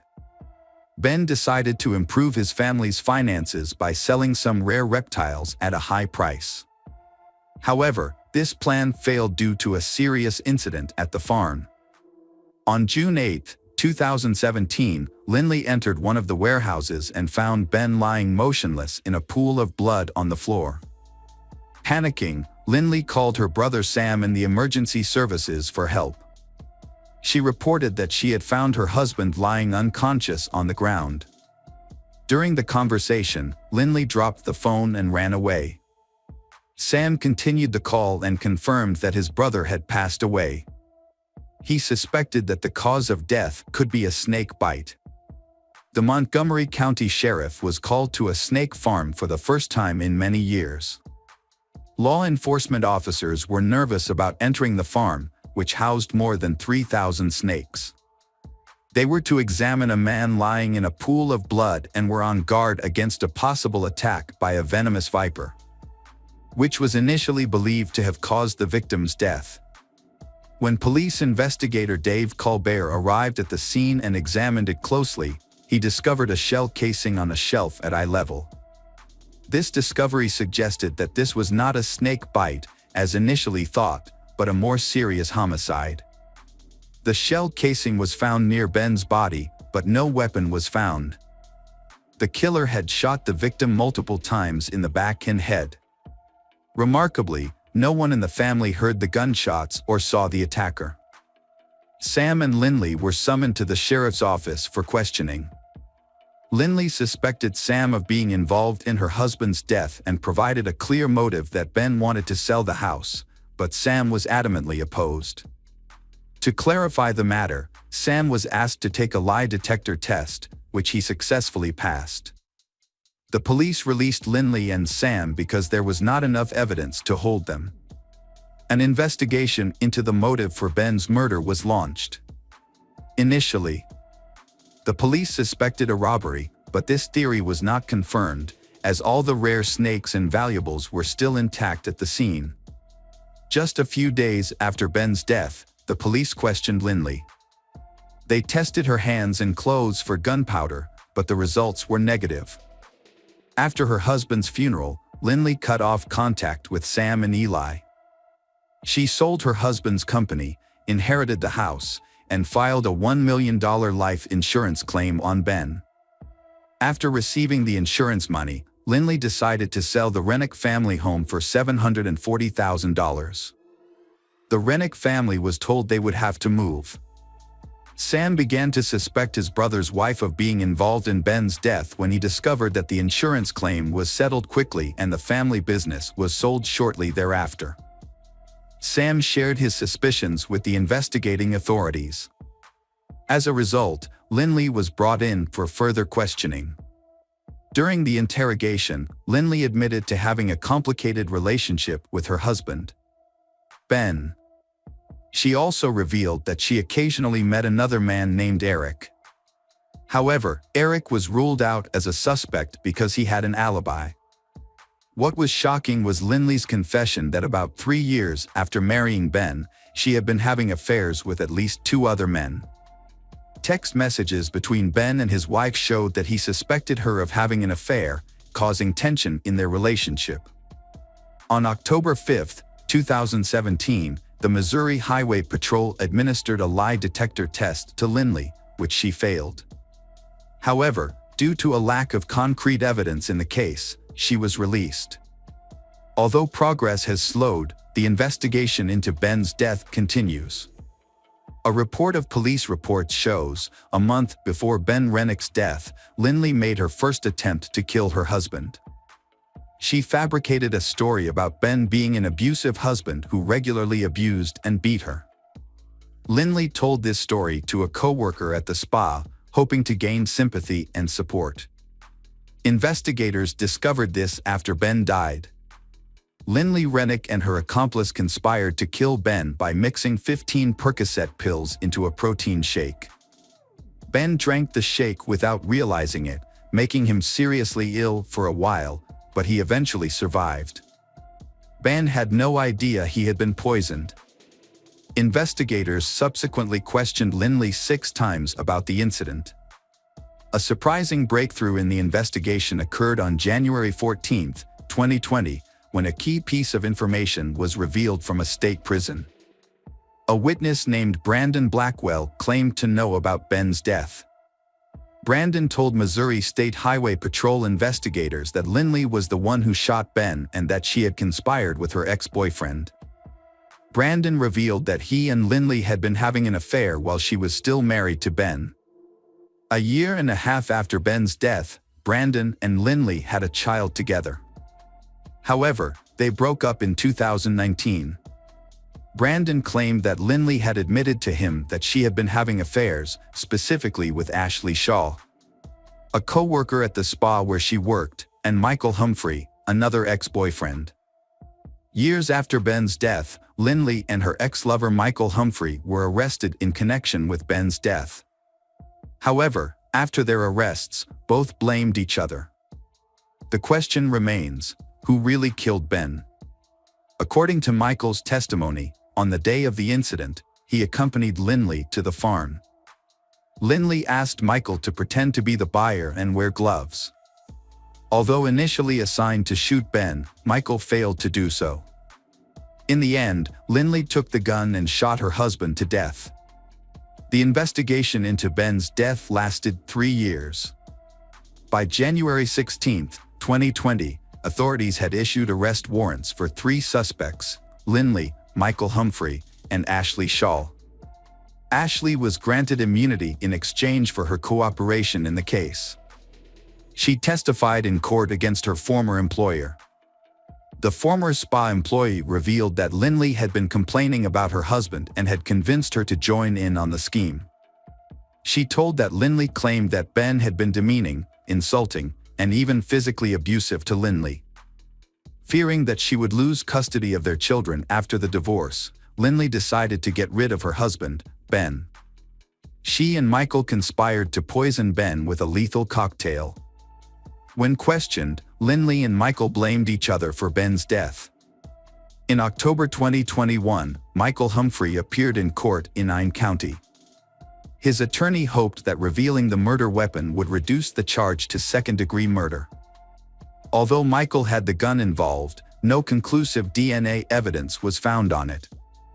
To get his sentence reduced, Michael cooperated with prosecutors by revealing the location of the murder weapon. As a result, he was convicted of second-degree murder, a lesser charge. On January 3, 2021, no plea was entered, and Michael was sentenced to life in prison with the possibility of parole. Lindley's trial began on December 6, 2021. She was charged with fatally shooting her husband, Ben, on June 8, 2017, at his snake farm in New Florence. According to court records, the plan to kill Ben began at Lindley's spa. According to the statement, Lindley may have made up the story about domestic violence because she feared that Ben would learn of her financial difficulties and take away her children. The first time Lindley attempted to kill Ben, she tried to spike his protein shake with narcotics. The trial detailed the day of Ben's murder, replaying the entire sequence of events through cross-examination. On the day of the murder, Michael picked up Lindley at the spa. Ashley also used Lindley's phone to send text messages from inside the spa, creating false evidence of their location and misleading the investigation. According to court records, Michael intended to kill Ben but asked Lindley to do it. After the shooting, Michael tried to collect all the shell casings but missed some in his haste. He then returned to the spa and threw away Lindley's clothes after she showered, in an attempt to remove gunpowder residue from her body and clothes from the day of the murder. Defense attorney Catherine Barrer asked Lindley to share her personal and family history, her education, her relationship with her ex-boyfriend Michael, as well as her work history and the events that led to her marriage to Ben.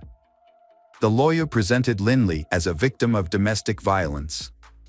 However, no evidence of such violence was found, which weakened this defense. Michael was part of a group accused of planning to kill Ben. Lindley described her relationship with Michael as complex and codependent, involving Michael's drug dealing and her drug addiction. According to witness testimony, Lindley ended her relationship with Michael in late 2010, but they reconnected about a month before Ben's death. Lindley denied the prosecution's allegations of planning to kill Ben, including trying to poison him with a protein shake laced with an addictive substance. In court, Lindley admitted to having affairs with several men and expressed deep remorse. When considering divorce, she did not know who to turn to for advice. As her father was divorced and held strong views on divorce and adultery, Lindley wanted support when talking to Ben, so she contacted her ex-boyfriends, which led to her reconnecting with Michael. During the trial, Lindley admitted to participating in her husband's death and concealing Michael's involvement. She said the reasons were marital problems, including arguments, allegations of abuse by Ben, and stress related to his snake business. Fearful of Ben's reaction to the divorce, Lindley brought Michael to the farm on June 8, 2017. She claimed that her intention was to file for divorce, not to harm Ben. Lindley said that she took Ben's trash to throw away, then went into the nursery and saw Michael and Ben washing their hands. She did not hear their conversation because she was focused on thinking about how to talk to Ben about the divorce. Lindley recounted in a trembling voice how Michael pulled out a gun and shot her husband. She screamed and ran outside, hearing several more gunshots. Shocked and panicked, she only remembers staring at the trees as Michael ran up and pushed her toward the car. When she returned to the snake farm, Lindley discovered Ben's body. She called Ben's brother, Sam, and they checked to see if Ben was still alive by checking his pulse and breathing. Lindley expressed regret for not telling the police right away that she was there with Michael and for not telling them what happened. Due to suspicions of her involvement in her husband's death, the $1 million life insurance policy Ben had purchased long ago could be contested. Lindley has waived her right to the money. Ben became the beneficiary of a trust fund after his father's death. The assets belonged to Ben and his children, not Lindley. However, Lindley received the money she contributed to the trust fund, along with her daughter's scholarship. Lindley admitted to seeking support by sharing her story with her then-boyfriend, Brandon Blackwell. However, the relationship ended shortly after Lindley gave birth to Brandon's child. At trial, Lindley expressed regret for repeatedly lying. "I was just trying to avoid the truth of what happened," she said, and insisted she never wanted her husband to die. Following the final verdict, Lindley's defense team did not file a motion for a new trial. No appeals have been filed against her conviction. However, Lindley filed a defamation lawsuit against Blackwell, claiming that his statements about her involvement in her husband's death were false. However, prosecutor Kevin Zellner questioned Lindley's testimony during cross-examination. He asked why she did not check on her husband after hearing the gunshots, why she did not call 911, why she sent friendly text messages to her husband and Michael after the shooting, and why she continued to lie even after emergency responders were involved. Prosecutor Kevin portrayed Lindley as a clumsy but ruthless mastermind in the murder. Lindley admitted to suggesting that police consider Ben's brother, the victim, as a suspect. During the trial, Kevin criticized Lindley's coldness in accusing the deceased's brother. During the sentencing hearing for second-degree murder and armed criminal action, Lindley broke down and cried but still did not admit her guilt. On December 9, 2021, Lindley, 33, was convicted of second-degree murder. She was sentenced to 13 years in prison for the murder and an additional 3 years for the armed criminal action. In total, Judge Kevin Crane sentenced her to 16 years in prison the following January. Sam and Ben's family were furious about the sentence. They believe that both Michael and Lindley deserve life in prison, as they are as guilty as their co-defendants. Sam expressed deep disappointment and surprise when he realized that in Missouri, a human life is only valued at 13 years in prison. Ben was a promising young man. However, due to the actions of a woman, he and Sam fell into an awkward situation, causing irreparable damage to their relationship. Despite this, Ben continued to live a dignified life. He became famous for his talent in breeding snakes and even created a new species of snake named after him. Hi everyone, thanks for returning. Let's unravel another perplexing mystery. The case of Christy Schoen. Christy Schoen was born on September 3, 1976, in Madrid, Spain, to American parents who served in the United States military.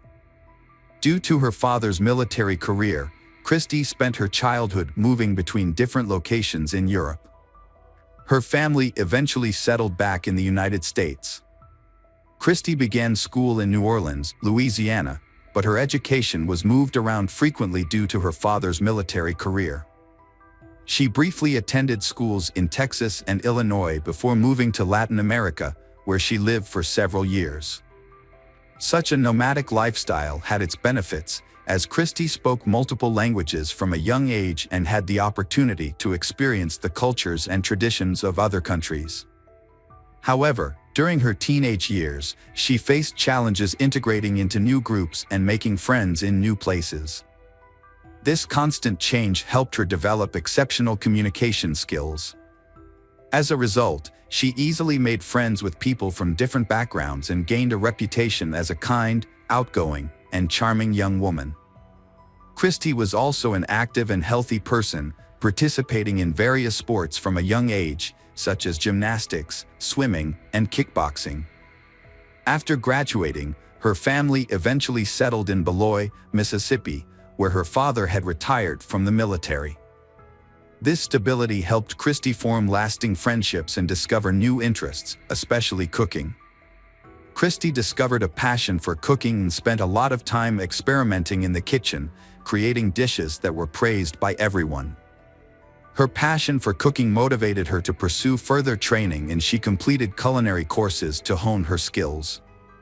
Christy's parents initially envisioned her becoming a professional chef, but she surprised them by showing a natural talent for acting.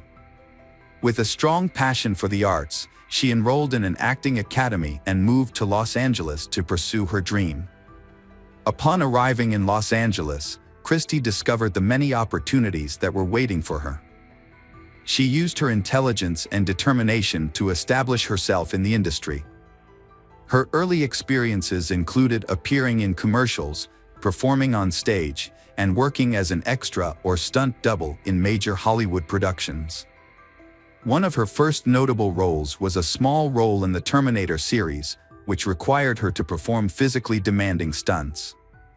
Despite graduating from the Acting Academy in 2000, Christy has yet to secure any major or memorable roles. Despite her striking looks and obvious talent, she later decided to focus on her cooking and athletic skills.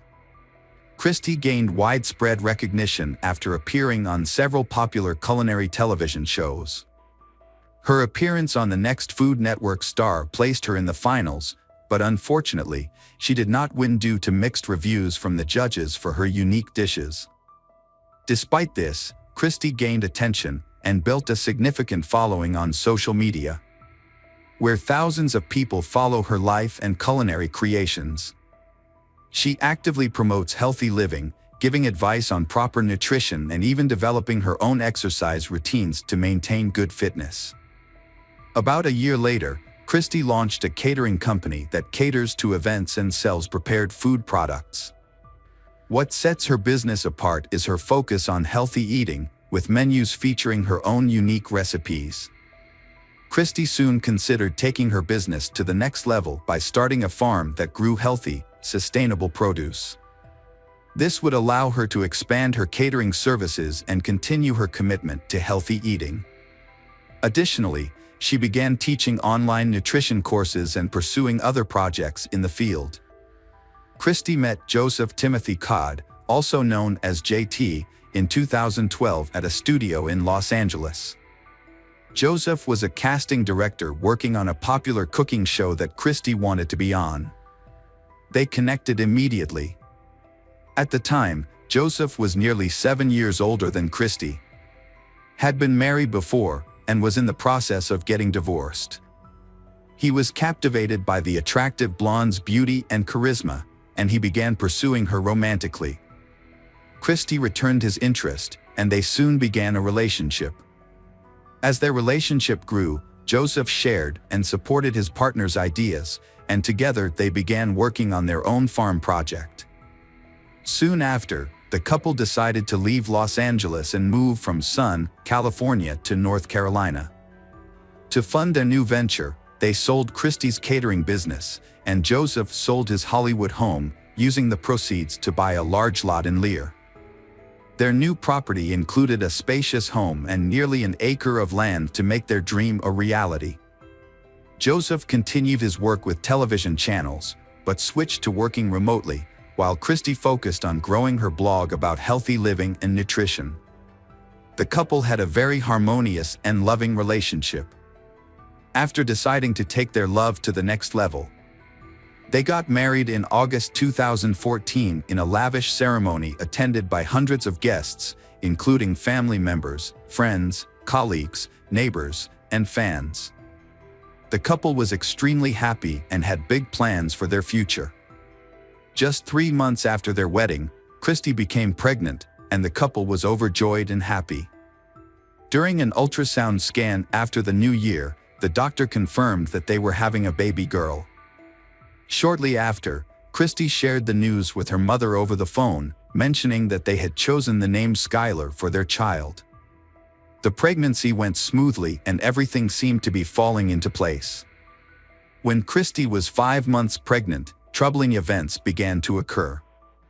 In the days leading up to her disappearance, Christy had been keeping her distant parents updated on her well-being through frequent phone calls, sometimes as long as an hour. However, on March 13, 2015, Christy's mother was unable to reach her daughter, but she initially didn't think much of it. The next day, Christy's mother tried to contact her and her husband, Joseph, again, but her calls went unanswered. Her attempts to reach her son-in-law were also unsuccessful. When both phones were turned off on March 15, Christy's mother became increasingly concerned.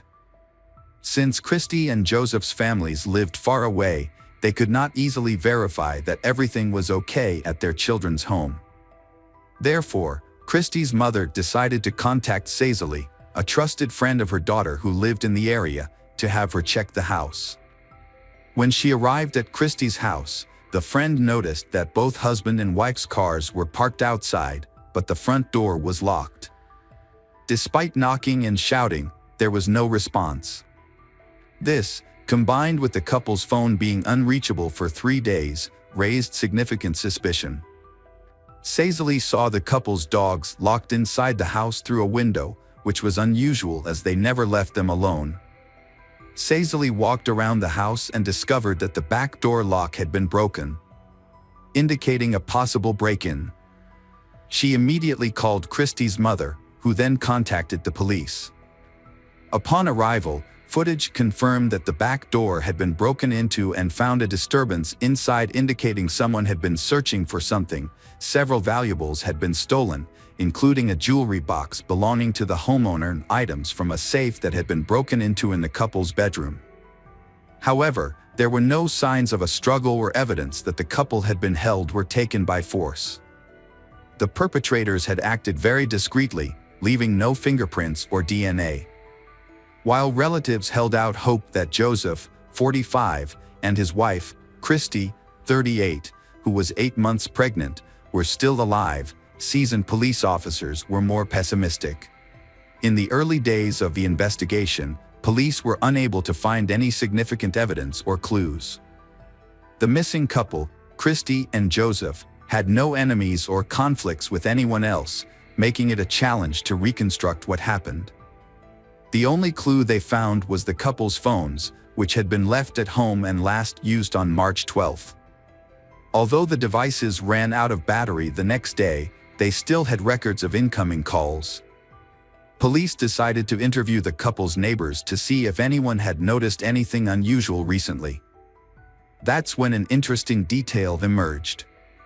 A neighbor who lived across the street reported seeing another local resident, later identified as Robert Jason Owens, 36, throw a large bundle into a dumpster near the couple's home on the morning of March 15th. The neighbor initially thought little of it, but after learning about the couple's disappearance, he decided to share the information with the police. However, by the time the police received the information, the trash had already been taken to the landfill. Before searching the landfill, the police wanted to speak with Robert. After investigating the information, the police learned that he lived in the same neighborhood, knew the couple, and was even considered a close friend of the family.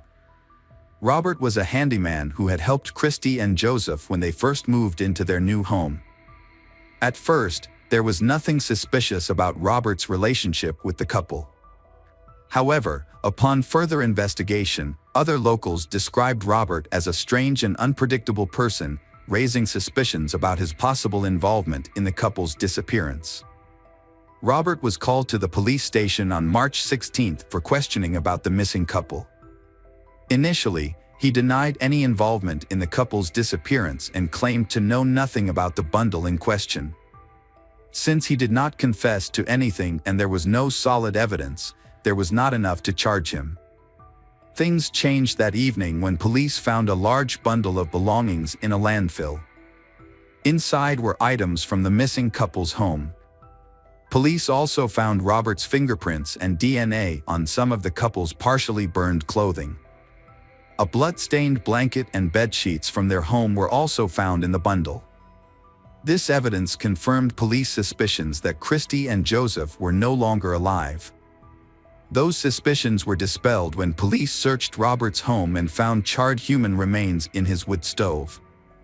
This discovery led to Robert being named a suspect in Christy and Joseph's deaths. Despite Robert's initial denials and inconsistent statements, he eventually confessed to the crime after hours of questioning. However, he claimed that the incident was accidental. According to Robert, on the evening of March 12th, he visited Christy and Joseph's home after getting stuck in the mud while trying to avoid hitting a dog with his car. He asked them to help push the car out, and Christy and Joseph agreed. While they were pushing the car, Robert claimed that he accidentally pressed the gas pedal instead of the brake pedal, causing the car to hit and run over the couple. Terrified by what he had done, Robert chose not to report the incident to the police, fearing that he would be charged with intentionally taking their lives. Instead, he attempted to cover up the crime. Robert claimed that he returned to Christy's home through the back door and took a blanket from the bedroom. Using these blankets, he wrapped the bodies of his victims, whom he was not sure were actually dead, and placed them in the back of his pickup truck. He then drove the bodies back to his home, where he dismembered them with a saw and a hatchet in the bathroom. To dispose of the remains, Robert burned the body parts piece by piece on his stove. However, instead of burning the victims' blood-soaked clothing and personal belongings, he packed them into a garbage bag and threw them in the trash, assuming they would end up in a landfill and never be found. After disposing of the bodies, Robert broke into Christy's home himself, stealing money and valuables to create the appearance of a burglary. Robert's brutal treatment of the victims' bodies, as well as his unsettling calmness in describing the incident, shocked even experienced police officers. Police discovered a saw and an axe at his home, both covered in blood, skin, and bone fragments from the deceased. What was particularly shocking was that Robert made no attempt to clean or conceal the tools of his crime, believing that he had nothing to do with the crime scene, having avoided leaving any evidence at the victim's home. A forensic analysis confirmed that bone fragments discovered in Robert's kitchen matched the DNA of the missing couple, prompting law enforcement to investigate further into the suspect's past. Robert Owens, a loner, was unmarried and had no children. He also kept his distance from his relatives. In 2000, Robert moved out of his previous home in Asheville, North Carolina, to settle on a newly purchased lot in Lewiston, where he later built a house. As police investigated further, they found a connection between Robert and an unsolved crime that had occurred 15 years earlier in Asheville. The case involved the unexplained disappearance of Zeb Wayne Quinn, an 18-year-old man who had been Robert's childhood friend. At the time of his disappearance, Zeb was a military trainee and a part-time employee at Walmart, living near Robert. On January 2, 2000, Zeb met Robert after his shift ended, and they planned to drive to Leicester to buy a new car. However, Zeb never returned home. A few days later, his Mazda protege was discovered in another part of town, parked with the headlights on. A heart was drawn on the window in red lipstick. Although the car was recovered, Zeb was never found, and the car was also damaged and scratched with paint marks from another car. The last person to see Zeb was Robert, and his car also showed signs of damage. Notably, the scratches on Robert's car contained paint particles from Zeb's car. Robert told a strange and unbelievable story. As soon as they walked towards Leicester, Zeb blinked at Robert to stop. Zeb said he had received a message on his pager and needed to use a public phone urgently. He asked Robert to wait and drove to the nearest gas station but returned after 10 minutes. Zeb appeared panicked, said their plans had changed, and drove off in an unknown direction, in the process crashing into Robert's car. It was also discovered that Zeb, who was romantically involved with a woman named Misty Taylor, whose ex-boyfriend, Wesley Smith, had threatened Zeb with harm if he did not stop seeing Misty Taylor. Wesley and Robert were questioned in the case, but due to lack of evidence, all three were released. Additionally, Misty and Wesley had alibis, while Robert did not. After investigation, a large sum of money and a pager were missing from Zeb's car. Police suspected the pager might be a false lead, and there was never any evidence that the message was sent. A phone call was made to Walmart the day after Zeb went missing from the Volvo plant where Robert worked, saying that Zeb would be out sick for a few days. However, the voice on the phone sounded strange to Zeb's coworkers. Despite further investigation, no new evidence or witnesses were found, leaving the case unsolved and Zeb listed as missing. 15 years later, Robert was again questioned as a suspect in Zeb's disappearance. The Zeb Wayne Quinn case was reopened in June 2015, but hopes of finding new information were low. When questioned again, Robert repeated the story he told in 2000, without providing any new clues. However, the police decided to conduct a thorough search of his property. The investigation led them to an unexpected discovery: a walled-off cavity inside a detached concrete slab at Robert's home. Inside, they found small, heavily charred human bone fragments, but unfortunately the remains were too damaged for DNA analysis to definitively determine whether they belonged to the missing Zeb. Interviews with a neighbor revealed new information that helped shed some light on the situation. An elderly man who lived nearby recalled a strange incident that occurred in January 2000. At the time, Robert had just purchased the land and was starting to build his house. One evening, Robert lit a fire that emitted a strong odor. The smell was so nauseating that it blew toward the neighbor, making him nearly sick. The neighbor even approached Robert to express his concerns about the smell. Shortly after the incident, the fire pit was filled with concrete, which seemed unusual. Robert mentioned that he had plans to build a small fountain at that location, but he never carried out the plan. The neighbor forgot about the incident until 15 years later, when the police came to the house. Eventually, Robert confessed to participating in a crime and told a new story. According to Robert, his uncle, Walter Owens, was the one who killed Zeb. Walter had been hired by Wesley Smith. Wesley apparently still had feelings for Misty, Zeb's girlfriend, and wanted to get rid of Zeb. Robert claimed that he was unaware of his uncle's plans and was only told to take Zeb to a secluded location. When they reached a wooded area, Robert's uncle ordered them to stop the car and forced Zeb to do so. When Zeb got out of the car, Walter shot and killed him quietly.